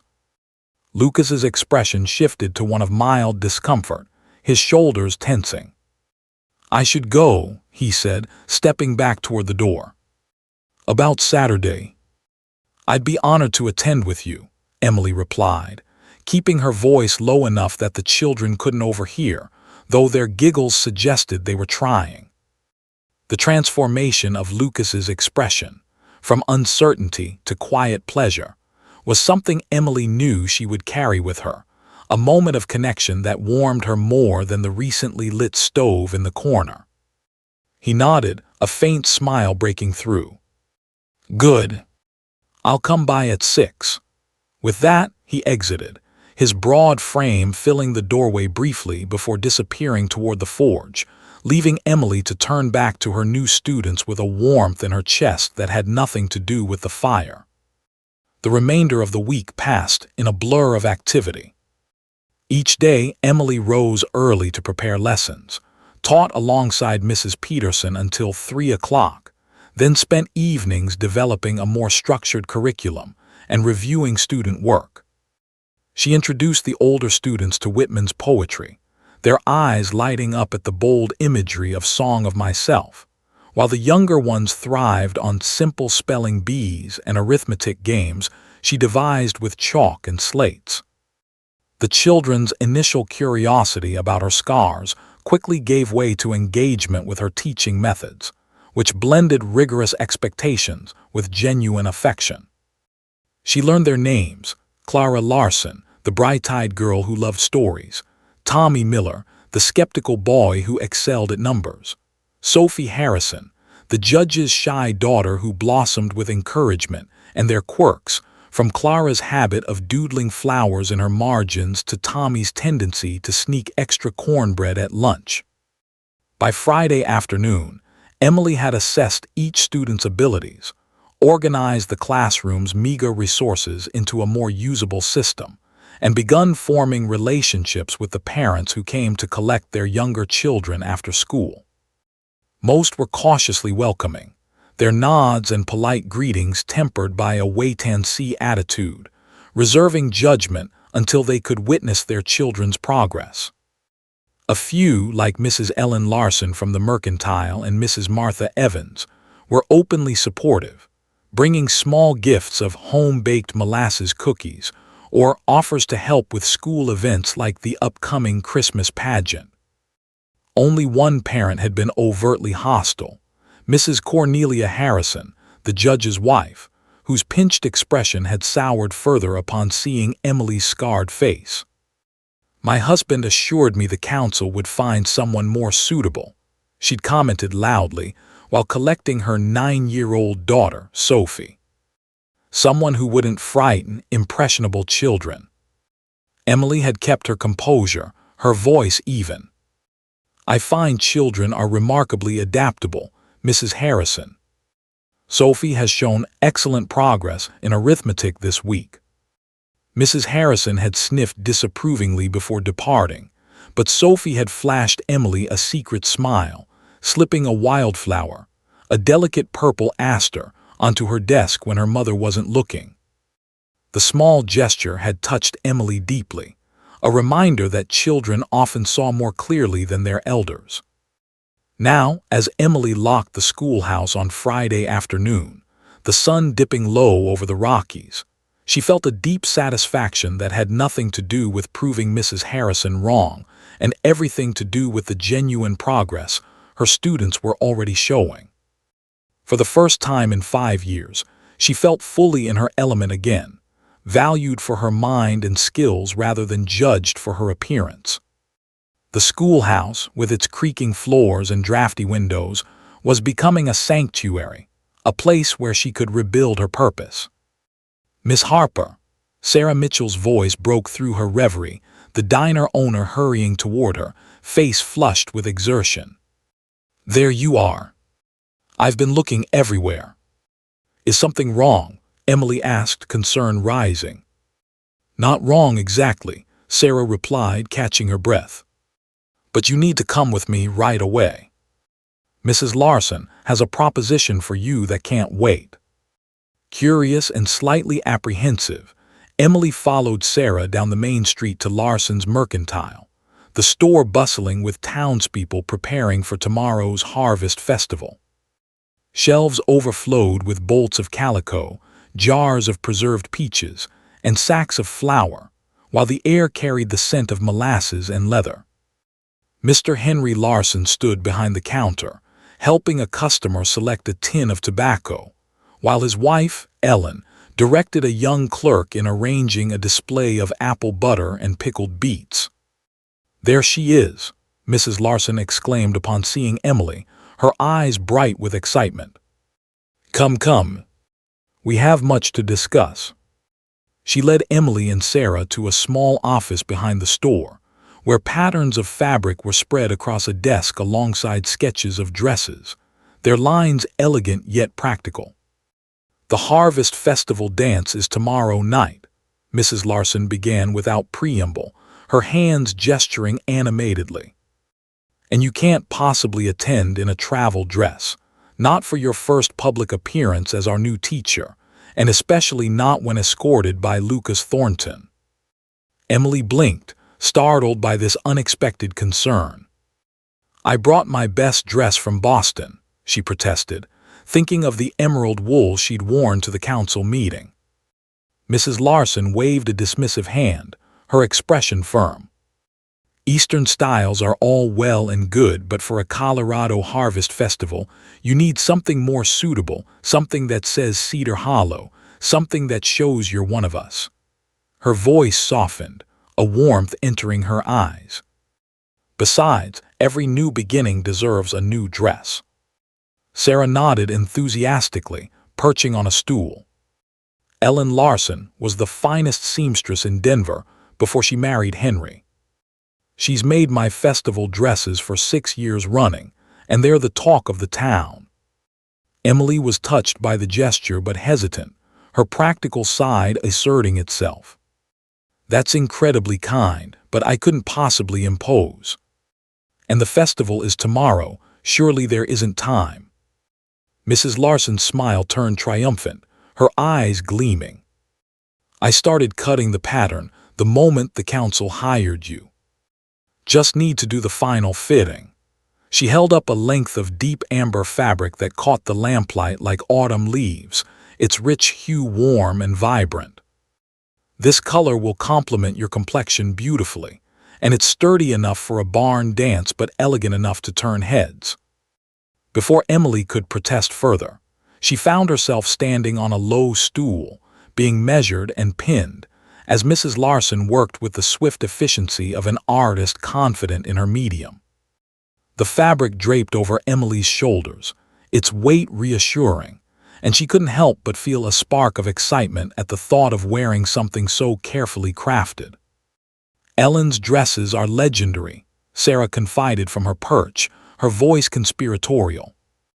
"Half the single men attend the harvest dance, just hoping to see what she's created for the unmarried ladies each year." Mrs. Larson chuckled, a pin between her teeth. "Which makes it all the more delicious that you'll be arriving with Lucas Thornton. The man hasn't attended a social function in the 5 years I've known him." "We're merely friends," Emily protested, feeling heat rise to her cheeks, her reflection in a small mirror showing a flush that matched the amber fabric. The two women exchanged knowing glances, their smiles teasing but kind. "Lucas Thornton defended you publicly against James Caldwell," Sarah pointed out, her tone matter of fact. "That's not nothing in a small town where Caldwell holds so many purse strings." And he's been seen at the schoolhouse 3 times this week, Mrs. Larson added, her voice muffled by pins. My Henry says he's delivering books or fixing desks, but I've never known a man to need quite so many trips for a single crate of literature. Emily had to admit this was true. Lucas had indeed found various excuses to visit the schoolhouse, delivering the crate of books, repairing a loose window sash, reinforcing a wobbly desk. Each time he stayed only briefly, speaking little, but his presence lingered, his blue eyes observing her teaching with an intensity that might have been unsettling from anyone else. From Lucas, it felt like a quiet acknowledgement, a recognition of her efforts. He's simply being neighborly, she insisted, though even to her own ears the protest sounded hollow. Neighborly, Mrs. Larson repeated skeptically, standing back to assess her work. Is that what they call courtship in Boston these days? Ellen, don't embarrass our teacher, Sarah scolded, though her eyes danced with amusement. Mrs. Larson removed the pins from her mouth with a theatrical sigh. You're right, of course. Forgive me, Miss Harper. Small towns breed terrible habits of familiarity. She paused, then added more seriously, but we also protect our own. You should know that not everyone shares James Caldwell's prejudices or Cornelia Harrison's snobbery. The sincerity in her voice touched Emily deeply, a reminder that she was no longer alone in her struggles. Thank you, she said simply, her voice thick with emotion. For the dress and for the welcome. Speaking of welcome, Sarah interjected, leaning forward. Have you found more permanent lodgings yet? Ben's rooms are comfortable enough, but you'll want your own place once you're properly settled as our teacher. It was a concern Emily had pushed aside during the busy first week of teaching, but one that needed addressing. I've been so focused on the school, I haven't had time to inquire about housing options, she admitted, smoothing the amber fabric over her lap. Mrs. Larson brightened, her hands pausing mid-pin. As it happens, I might have a solution. My sister-in-law, Mary, owns a small cottage at the edge of town, just 2 rooms and a kitchen, but snug and private. She's been renting it to seasonal mine workers, but they've moved on for the winter. With some cleaning and a woman's touch, it could be quite suitable for a teacher's residence.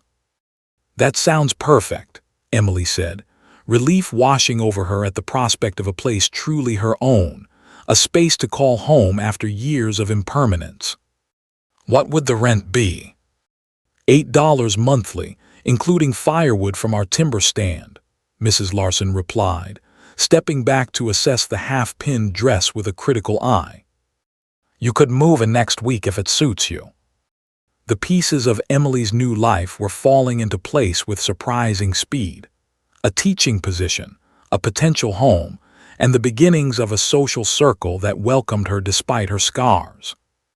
1 week ago, she had stepped off the train to face James Caldwell's rejection, certain her future had collapsed. Now she stood on the threshold of possibilities she could never have imagined in Boston's stifling confines. I'll take it, she decided, her voice firm with resolve. And thank you truly for everything. By dusk, Emily had returned to her room above the workshop, the promise of her festival dress to be delivered by tomorrow afternoon warming her thoughts. As she climbed the outer stairs, she noticed light spilling from Lucas's forge despite the late hour, the rhythmic clang of his hammer a steady pulse in the quiet night. Curiosity drew her to the open doorway, her footsteps soft on the packed earth. Inside, Lucas stood at his anvil, stripped to his waist in the forge's searing heat, hammering a glowing piece of metal with methodical precision. The scars she had glimpsed on his neck extended across his right shoulder and down his arm, the skin puckered and discolored by old burns, a mirror to her own wounds. Yet there was nothing diminished about him. His movements held a fluid strength, muscles shifting beneath skin as he worked the metal with an artist's concentration. Sweat gleamed on his brow, catching the firelight, and sparks scattered with each strike of his hammer, illuminating the forge like tiny stars.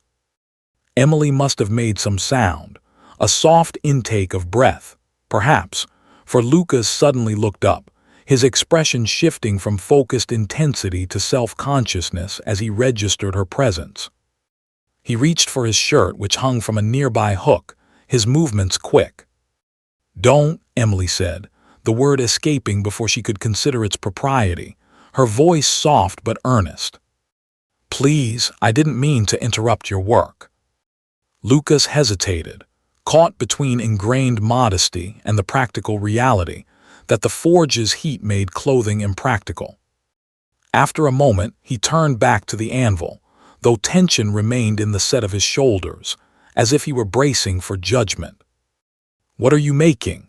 Emily asked, stepping just inside the doorway, careful to maintain a respectful distance, her eyes drawn to the glowing metal in his tongs. "Hair comb," he replied, holding up the piece to inspect its curve, the metal cooling to a dull red. "Festival gift for Mrs. Peterson.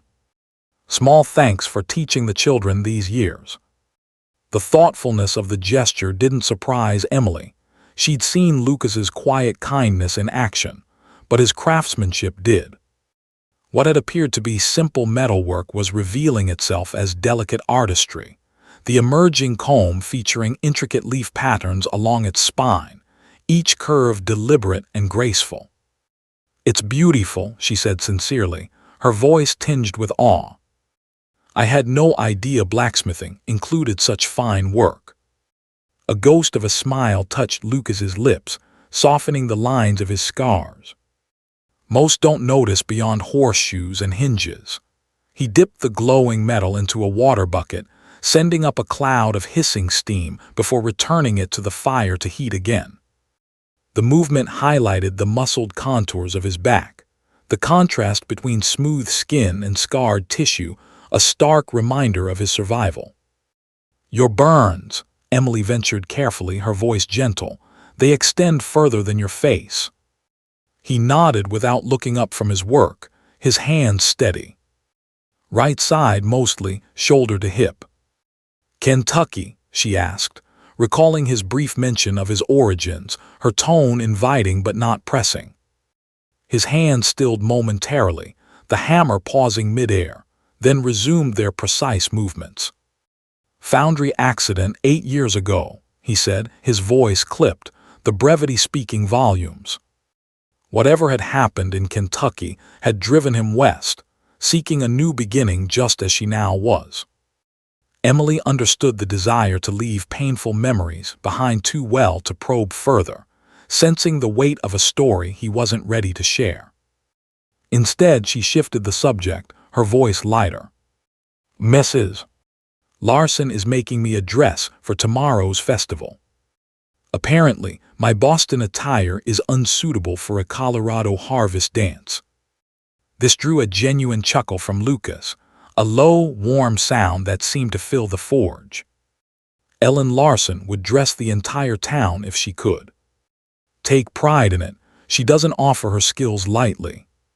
"She mentioned you don't usually attend social functions," Emily said, watching his reaction carefully, her heart beating a little faster. Lucas's hammer paused mid-stroke, his eyes meeting hers briefly before returning to the anvil. "Don't dance much these days," he said, the words carrying an unspoken history, a hint that once before the fire he had, perhaps at barn dances or county fairs, where music and laughter had flowed freely. "Neither do I," Emily admitted softly, her voice tinged with a shared understanding. "But perhaps we could not dance together." He looked up then, his blue eyes reflecting the forge's flames, a spark of something, hope, perhaps, igniting in their depths. "I'd like that," he said simply, the words carrying a weight that made her breath catch.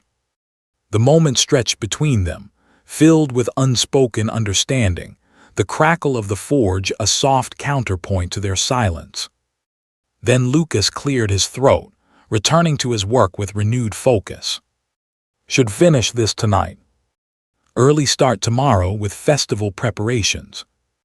Of course, Emily said, recognizing the dismissal for what it was, not rejection, but a man accustomed to solitude needing space to process this shifting connection between them. Good night, Lucas. As she turned to go, his voice followed her, low but clear above the forge's crackle. Looking forward to tomorrow, Emily. The use of her first name, unprecedented until now, sent a warm current through her veins that had nothing to do with the forge's heat. As am I, she replied, not turning back, lest he see the effect those simple words had on her, the smile that curved her lips as she climbed the stairs to her room. In the quiet of her small chamber, Emily lit the oil lamp and moved to the small mirror above the wash basin. For the first time in 5 years, she studied her reflection without flinching. The smooth skin of her left cheek contrasted sharply with the ridged scars that traced across the right side of her face, from temple to jaw. She had spent so long seeing only the damage, focusing on what had been lost, her unmarred beauty, her place in Boston society. Tonight, illuminated by lamplight and the spark of something new kindling in her heart, she saw more. The clear hazel eyes that had captivated her students, the determined set of her mouth that had stood up to James Caldwell, the strength that had carried her through fire and rejection to this unexpected place of new beginnings. Not beautiful, she acknowledged to her reflection, but perhaps enough to teach, to connect, to live fully in this rugged, welcoming town. The Harvest Festival, a dance of courage. Cedar Hollow's Harvest Festival transformed the modest mountain town into a vibrant tapestry of color and sound.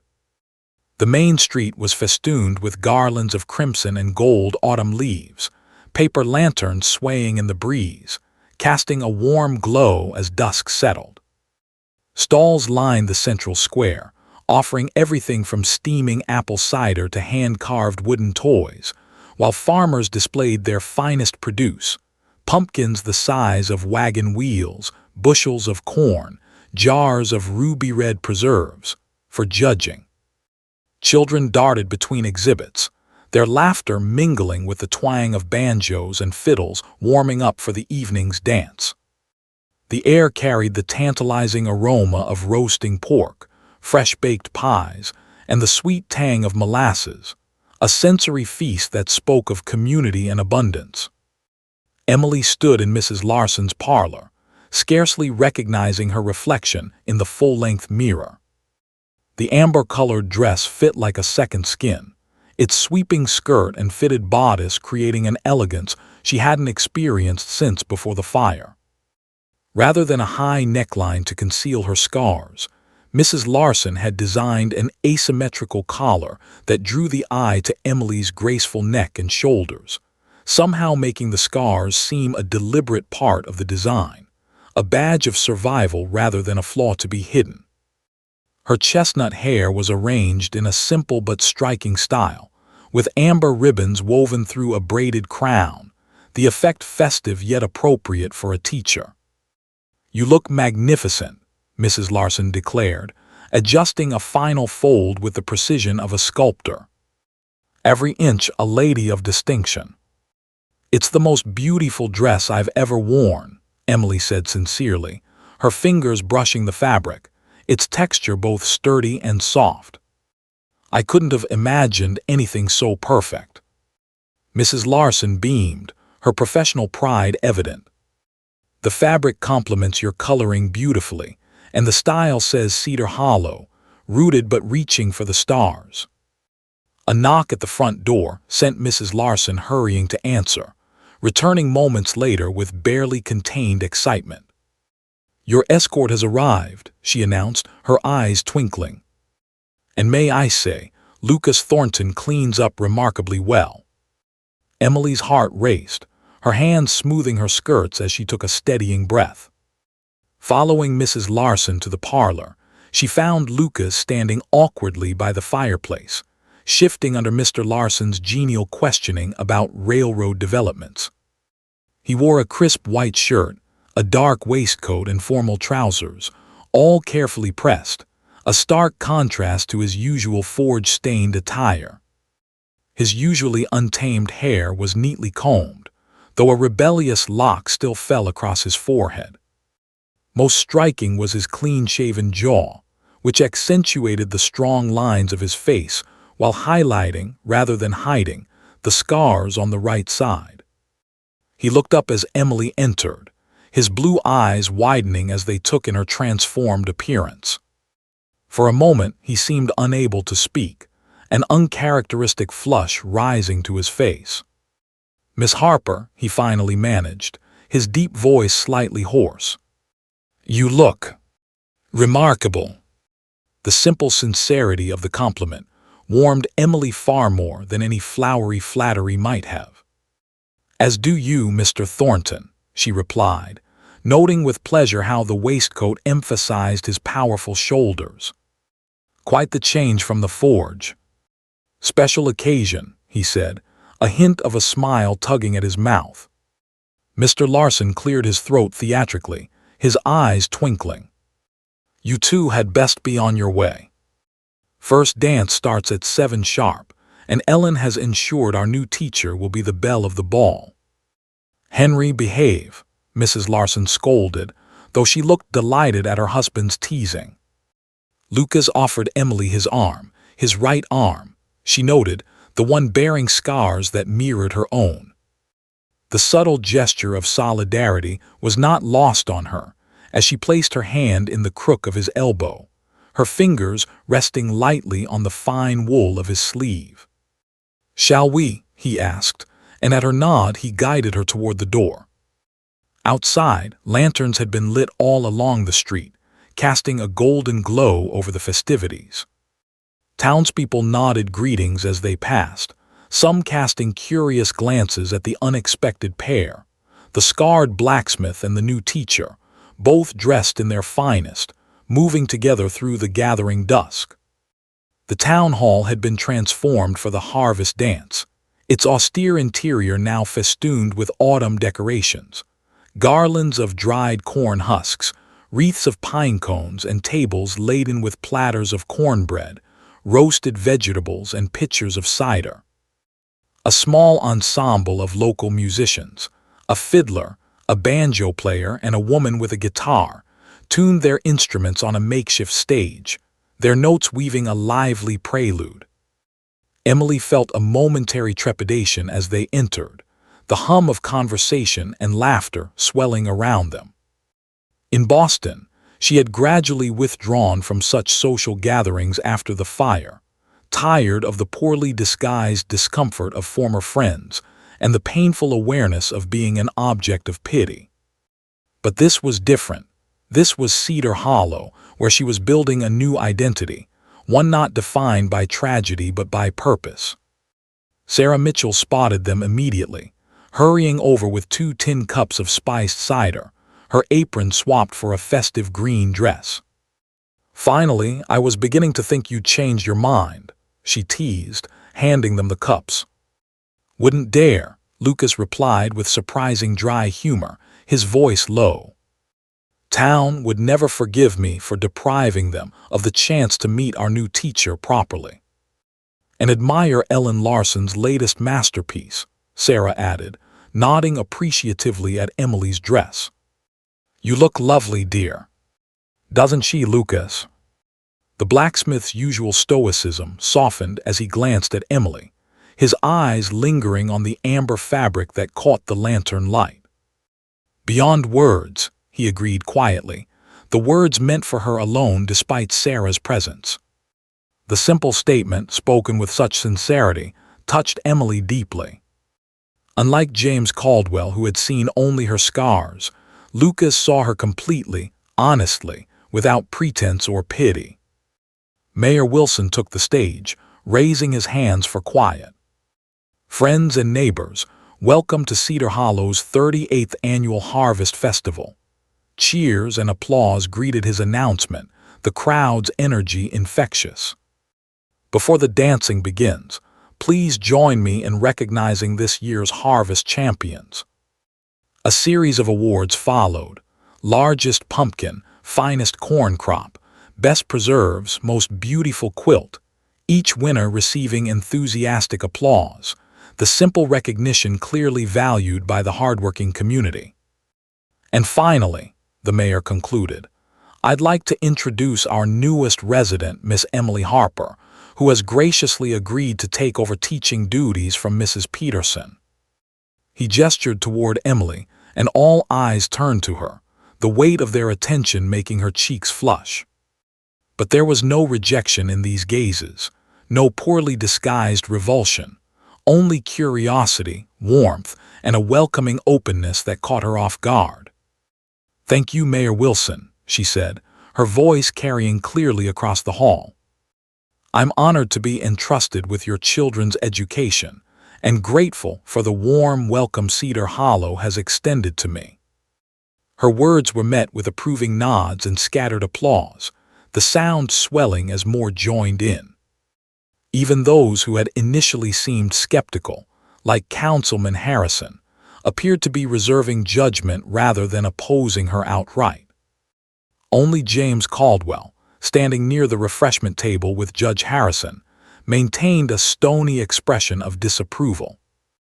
Their wives, Cornelia Harrison and a thin, elegantly dressed woman Emily hadn't met, whispered behind gloved hands, casting sidelong glances in her direction. Lucas noticed the exchange, his posture stiffening slightly, a protective edge to his stance. "Ignore them," he murmured, his voice low. "Their opinion matters less than they believe." The musicians struck up a lively reel, the fiddle's notes soaring, and couples began moving to the center of the room for the first dance. Emily felt Lucas tense beside her, his earlier confidence wavering, as if the prospect of dancing in public stirred old insecurities. "We could step outside," he offered, clearly anticipating her discomfort with being on display. "Get some air." But Emily had spent 5 years retreating from life, hiding her scars and herself from public view. Tonight, wearing Mrs. Larson's beautiful creation and standing beside a man who saw beyond physical imperfection, she found herself unwilling to shrink away. "Actually," she said, summoning a courage she hadn't known she possessed, "I believe you promised me a dance." Surprise flickered across Lucas's face, followed by something like admiration, his blue eyes brightening. "Been a while," he warned, a hint of self-deprecation in his tone. "Might step on your toes." "I'll risk it," Emily replied, her smile widening, a spark of playfulness breaking through her nerves. Tentatively, he led her to the edge of the dance floor, his hand warm and solid against her waist, his other gently clasping hers as they began to move with the music. His initial stiffness melted away as they found a rhythm together, turning among the other couples with unexpected grace, the amber skirt of her dress swirling like autumn leaves. "You dance well for a man who claims to be out of practice," Emily observed, her voice teasing as he guided her through a turn, his steps sure despite his earlier protest. A hint of a smile touched his lips, his eyes never leaving hers. "Like riding a horse, body remembers." They moved together as if they'd danced 100 times before, their steps falling into natural harmony. Emily was acutely aware of his hand at her waist, the subtle scent of soap and leather that clung to him despite his formal attire, the way his blue eyes held hers as they circled the floor, oblivious to the crowd. "People are staring," she murmured, noting the curious glances from surrounding dancers, their whispers a soft undercurrent to the music. "Not at your scars," Lucas replied simply, his voice low and certain. "At your beauty." The words, spoken with such matter-of-fact conviction, caught Emily by surprise, her breath hitching. Since the fire, no one had called her beautiful, not honestly, not without the shadow of pity or the false brightness of attempted comfort. "I'm not," she began, her voice faltering. Lucas shook his head, cutting off her protest, his gaze unwavering. Beauty isn't just unmarked skin, he said, his voice low and intent, meant for her alone. It's courage, kindness, strength that fire couldn't burn away. The music swelled around them, a lively jig that filled the hall, but Emily barely heard it, transfixed by the raw honesty in Lucas's eyes. In that moment, she saw herself through his gaze, not as damaged goods or an object of pity, but as a woman of substance, scars and all. "Thank you," she whispered, her voice thick with emotion, unable to articulate the depth of what his words meant to her.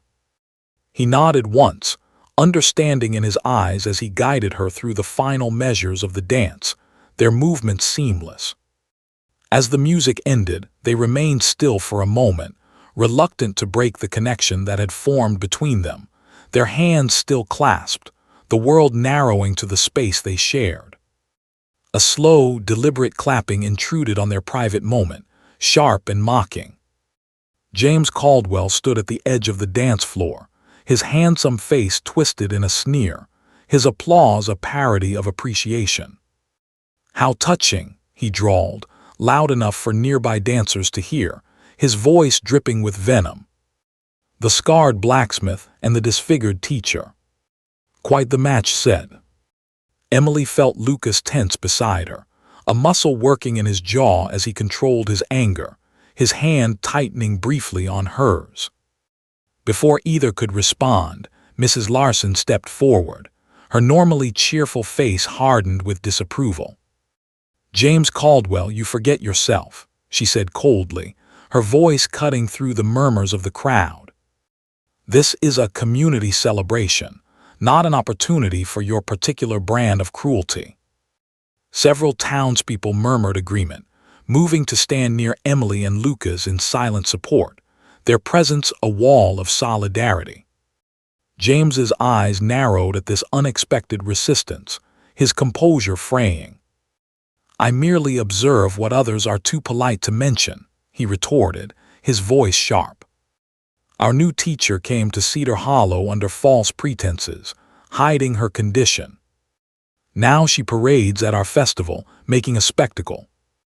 The only spectacle here is yours, Caldwell," Councilman Carter said, his farmer's drawl firm as he joined the growing circle around them.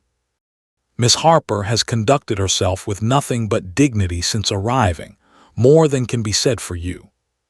James's face darkened with anger, but Judge Harrison placed a restraining hand on his arm, his expression uneasy.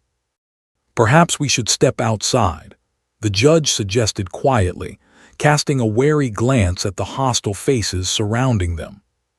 "An excellent suggestion," Mayor Wilson agreed, hurrying over to diffuse the tension, his nervous hands clutching his lapels. "Mr. Caldwell, Judge Harrison, I believe the festival committee is waiting to discuss the railroad proposal." As the men reluctantly withdrew, muttering among themselves, Emily found herself surrounded by supportive townspeople. Mrs. Evans patted her hand reassuringly, her wrinkled face kind. "Don't let him spoil your evening, dear," she advised. "His sort can't bear to see others happy when they're so miserable themselves." Sarah shot daggers with her eyes at James's retreating back, her hands on her hips. "He's got some nerve, acting like he owns this town." "I'm fine," Emily assured them, though her voice trembled slightly, the adrenaline of the confrontation still coursing through her. "Truly." Throughout the exchange, Lucas had remained silent, a solid presence at her side, his hand still resting lightly on hers. Now, as the crowd dispersed and the musicians began another tune, a slower waltz this time, he leaned down to speak quietly in her ear. "Want to leave?" The concern in his voice was palpable, his blue eyes searching hers.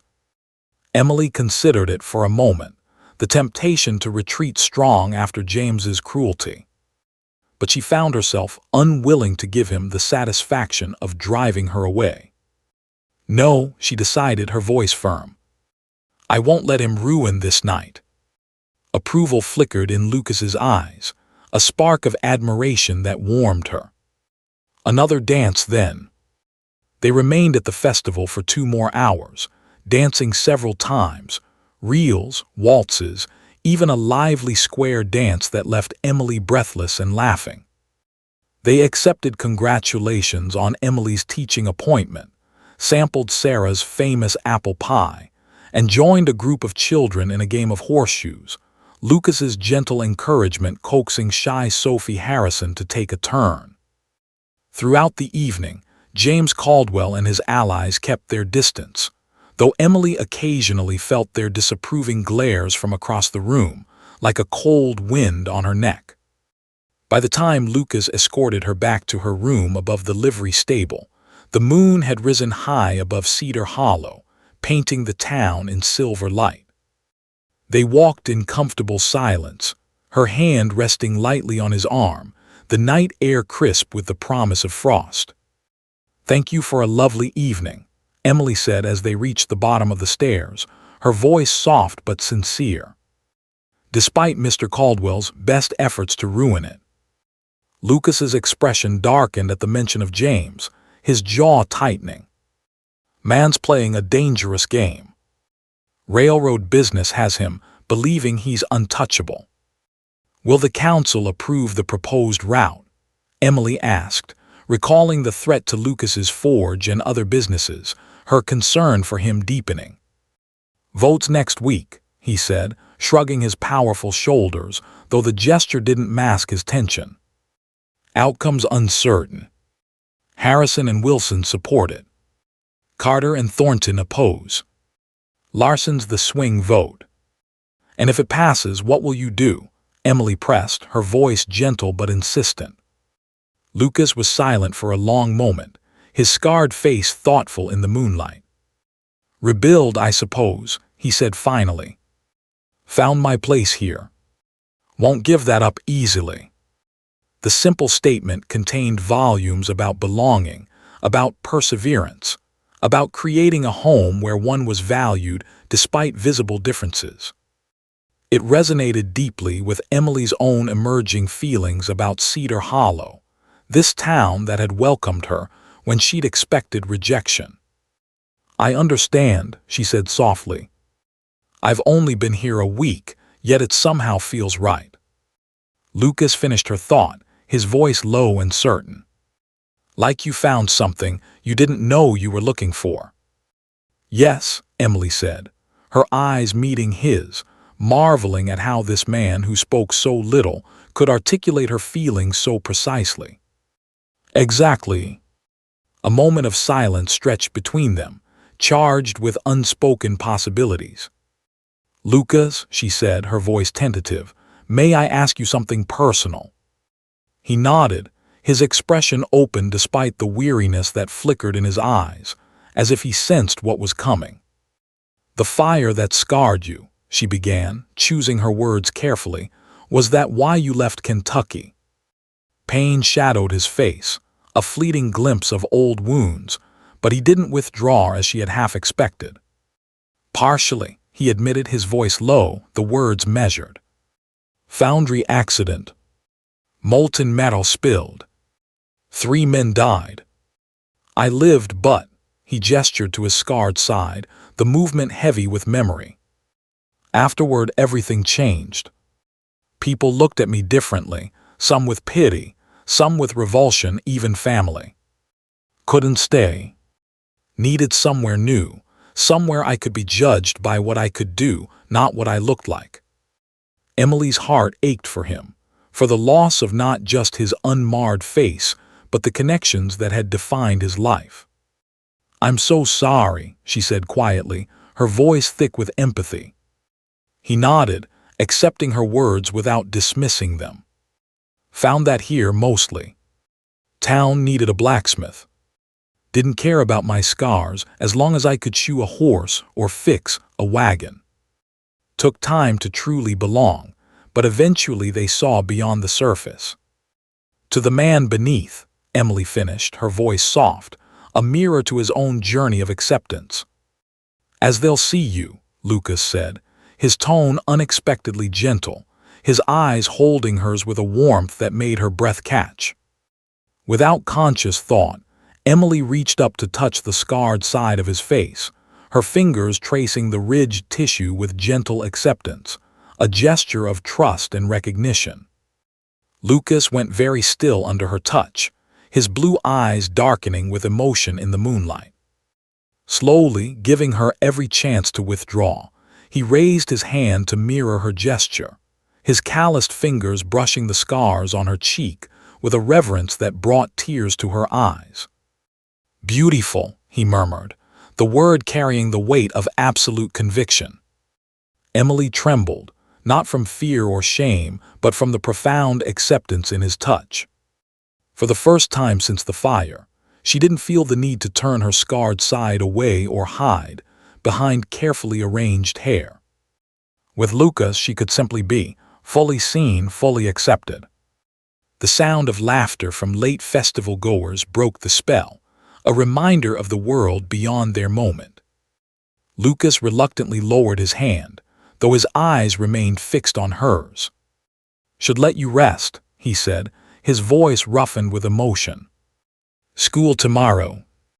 "It's Saturday," Emily reminded him with a small smile, her voice light despite the intensity of the moment. The corner of his mouth lifted, a rare full smile that transformed his face. "So it is."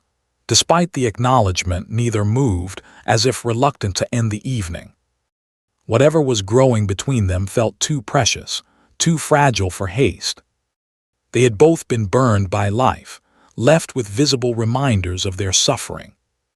Trust and intimacy would come in their own time, not to be rushed.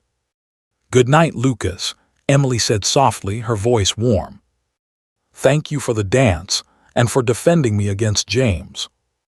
"Town defended you," he corrected, his tone firm but kind. "I just stood by your side." "Which meant everything," she assured him, her eyes holding his as she climbed the stairs to her room. Emily felt lighter than she had in years, as if some burden she'd carried since the fire had begun to lift from her shoulders. Boston, with its painful memories and rigid social strictures, seemed a world away. Here in Cedar Hollow, against all expectations, she was finding not just a place to work, but a place to truly live again. A new home and a growing bond. 3 months later, snow blanketed Cedar Hollow in pristine white, transforming the mountain town into a scene from a Currier and Ives print. Frost patterns etched delicate designs on shop windows, smoke curled lazily from chimneys, and children's laughter rang out as they sledded down the gentle slope behind the church, their scarves trailing like colorful banners.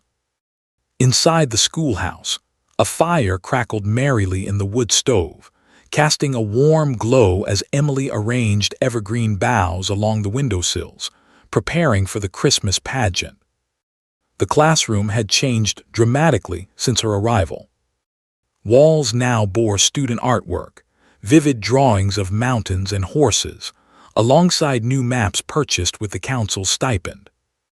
Bookshelves, once nearly empty, were filled with volumes donated by townspeople or bought with Emily's first paycheck.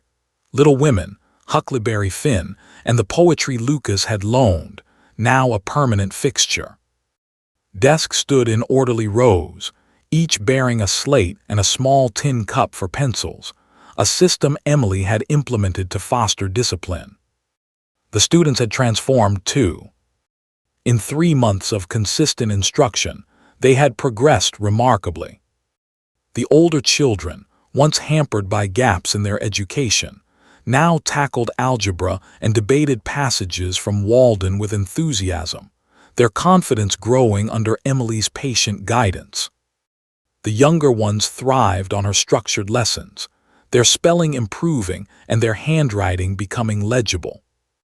Even Sophie Harrison, initially withdrawn under her mother's disapproving influence, had blossomed into an eager student with a particular talent for mathematics, her shy smiles a daily reward for Emily's efforts. One new challenge had emerged. Tommy Miller, the skeptical 12-year-old, struggled with reading, his frustration masking a deeper fear of failure. Emily had begun working with him after school, using Lucas's copy of Treasure Island to spark his interest. Reading aloud the adventures of Jim Hawkins until Tommy's reluctance gave way to curiosity. The railroad vote had ended in a stalemate, with Councilman Larson surprising everyone by proposing an alternative route that would spare the existing businesses while still connecting Cedar Hollow to Denver. The compromise was still under negotiation, with surveyors expected in the spring, but for now, Lucas's forge, Larson's mercantile, and other threatened establishments remained secure. Emily's own position had solidified, as parents observed their children's progress and enthusiasm. The provisional period of her appointment had ended with unanimous council approval for her permanent employment, even Judge Harrison voting in her favor after Sophie's glowing reports about her teacher's methods. James Caldwell remained a thorn in her side, speaking against her at every opportunity, his influence a constant undercurrent of tension. His final attempt to undermine her, spreading rumors that she and Lucas were engaged in improper relations, had backfired spectacularly when Mrs. Evans led a delegation of respectable matrons to publicly vouch for Emily's character, their support a powerful rebuke. A new subplot had emerged in the form of a visitor to Cedar Hollow, Lucas's older sister, Margaret, who arrived unexpectedly in November, her weathered face and sharp eyes a stark contrast to Lucas's quiet demeanor. Margaret, a widow who ran a small farm in Kentucky, had come seeking her brother after years of estrangement, her letters unanswered since the foundry accident. Their reunion, witnessed by Emily at the forge, was fraught with emotion, Margaret's tears and Lucas's stoic silence revealing a fracture caused by guilt and misunderstanding. "I thought you blamed me," Lucas had admitted, his voice raw, explaining how he'd felt responsible for the accident that killed their cousins.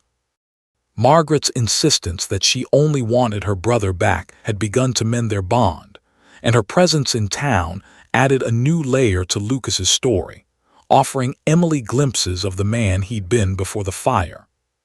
Margaret's approval of Emily, "You've got grit, girl," and he sees it, further deepened their connection, her stories of Lucas's childhood love for poetry and dance filling in the contours of his past. Emily's mentorship of Tommy Miller became another thread in her new life. The boy's struggle with reading stemmed from embarrassment, his peers teasing exacerbating his reluctance. Emily's patient sessions, reading tales of pirates and buried treasure, began to break through, and by December, Tommy was reading short passages on his own, his pride evident in his hesitant smiles. His mother, a weary laundress named Eliza Miller, thanked Emily with a hand-stitched quilt, its patchwork a testament to the community's growing acceptance. A knock at the schoolhouse door interrupted Emily's decorating, the boughs in her hands fragrant with pine.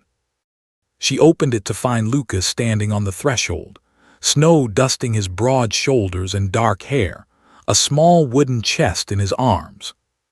"Brought this," he said, his breath visible in the winter chill. "For the pageant props."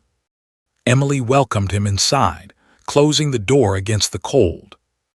"It's perfect, Lucas," she said, examining the chest, its hinges smooth and sturdy. "The children will be thrilled." He reached into his coat pocket, producing a small package wrapped in brown paper and tied with twine. "Also this," he said, handing it to her, his eyes searching hers. Opening it, Emily gasped at the exquisite silver brooch shaped like an open book, tiny words engraved across its pages. "Knowledge is light," she read aloud, tracing the delicate lettering with her fingertip. "Lucas, did you make this?" He nodded, a rare, full smile transforming his scarred face, softening the lines of his past. "Christmas gift," he said, too impatient to wait for the actual day. "It's beautiful," Emily said, her voice thick with emotion, deeply touched by the personal nature of the gift. "I'll treasure it always," Their relationship had developed slowly over the past months. A delicate dance of shared meals at Sarah's diner, walks through town under starlit skies, and quiet evenings reading by the fire in Emily's new cottage, the cozy two-room space she'd rented from Mrs. Larson's sister-in-law. The physical attraction between them remained powerful, a current that sparked with every accidental brush of hands, but it was the deeper connection of kindred spirits, two souls marked by fire, finding solace in each other's survival, that had grown into something precious. Lucas took the brooch gently from her hands, pinning it to the collar of her dress with careful movements, his fingers lingering at the hollow of her throat, warm against her skin. "There's something else," he said, an uncharacteristic nervousness in his voice, his blue eyes dark with emotion. "A question I've been meaning to ask." Emily's heart quickened, her breath catching as she met his gaze. "Yes. The cottage next to mine is for sale," he said, his words measured but heavy with intent. "Smith family's moving to Denver." "I thought," he paused, gathering his courage, his scarred hand tightening briefly around hers. "Thought we might purchase it together. As husband and wife." The proposal, delivered in Lucas's typical straightforward manner, nonetheless took Emily's breath away, a wave of joy crashing over her. Not because it was unexpected. Their growing feelings had been clear to everyone in Cedar Hollow for months, whispered about in the mercantile and the diner, but because of its perfect rightness, a culmination of their shared journey. "Are you asking me to marry you, Lucas Thornton?" she clarified, her voice trembling with happiness, a smile breaking through. He nodded, a vulnerability in his expression that few ever saw, his blue eyes searching hers. "Not offering wealth or perfection," he said, his voice low and earnest. "Just honest love and partnership. A life built together." Tears filled Emily's eyes, not from sadness but from overwhelming happiness, a tide that swept away the last remnants of her old fears. When she had boarded that train to Colorado, heartbroken and desperate after losing her teaching position, she could never have imagined finding not just professional fulfillment, but a deep, abiding love that saw her scars as part of her strength. "Yes," she said simply, reaching up to touch the scarred side of his face, her fingers tracing the lines with love. "With all my heart, yes." The kiss they shared sealed more than a promise of marriage.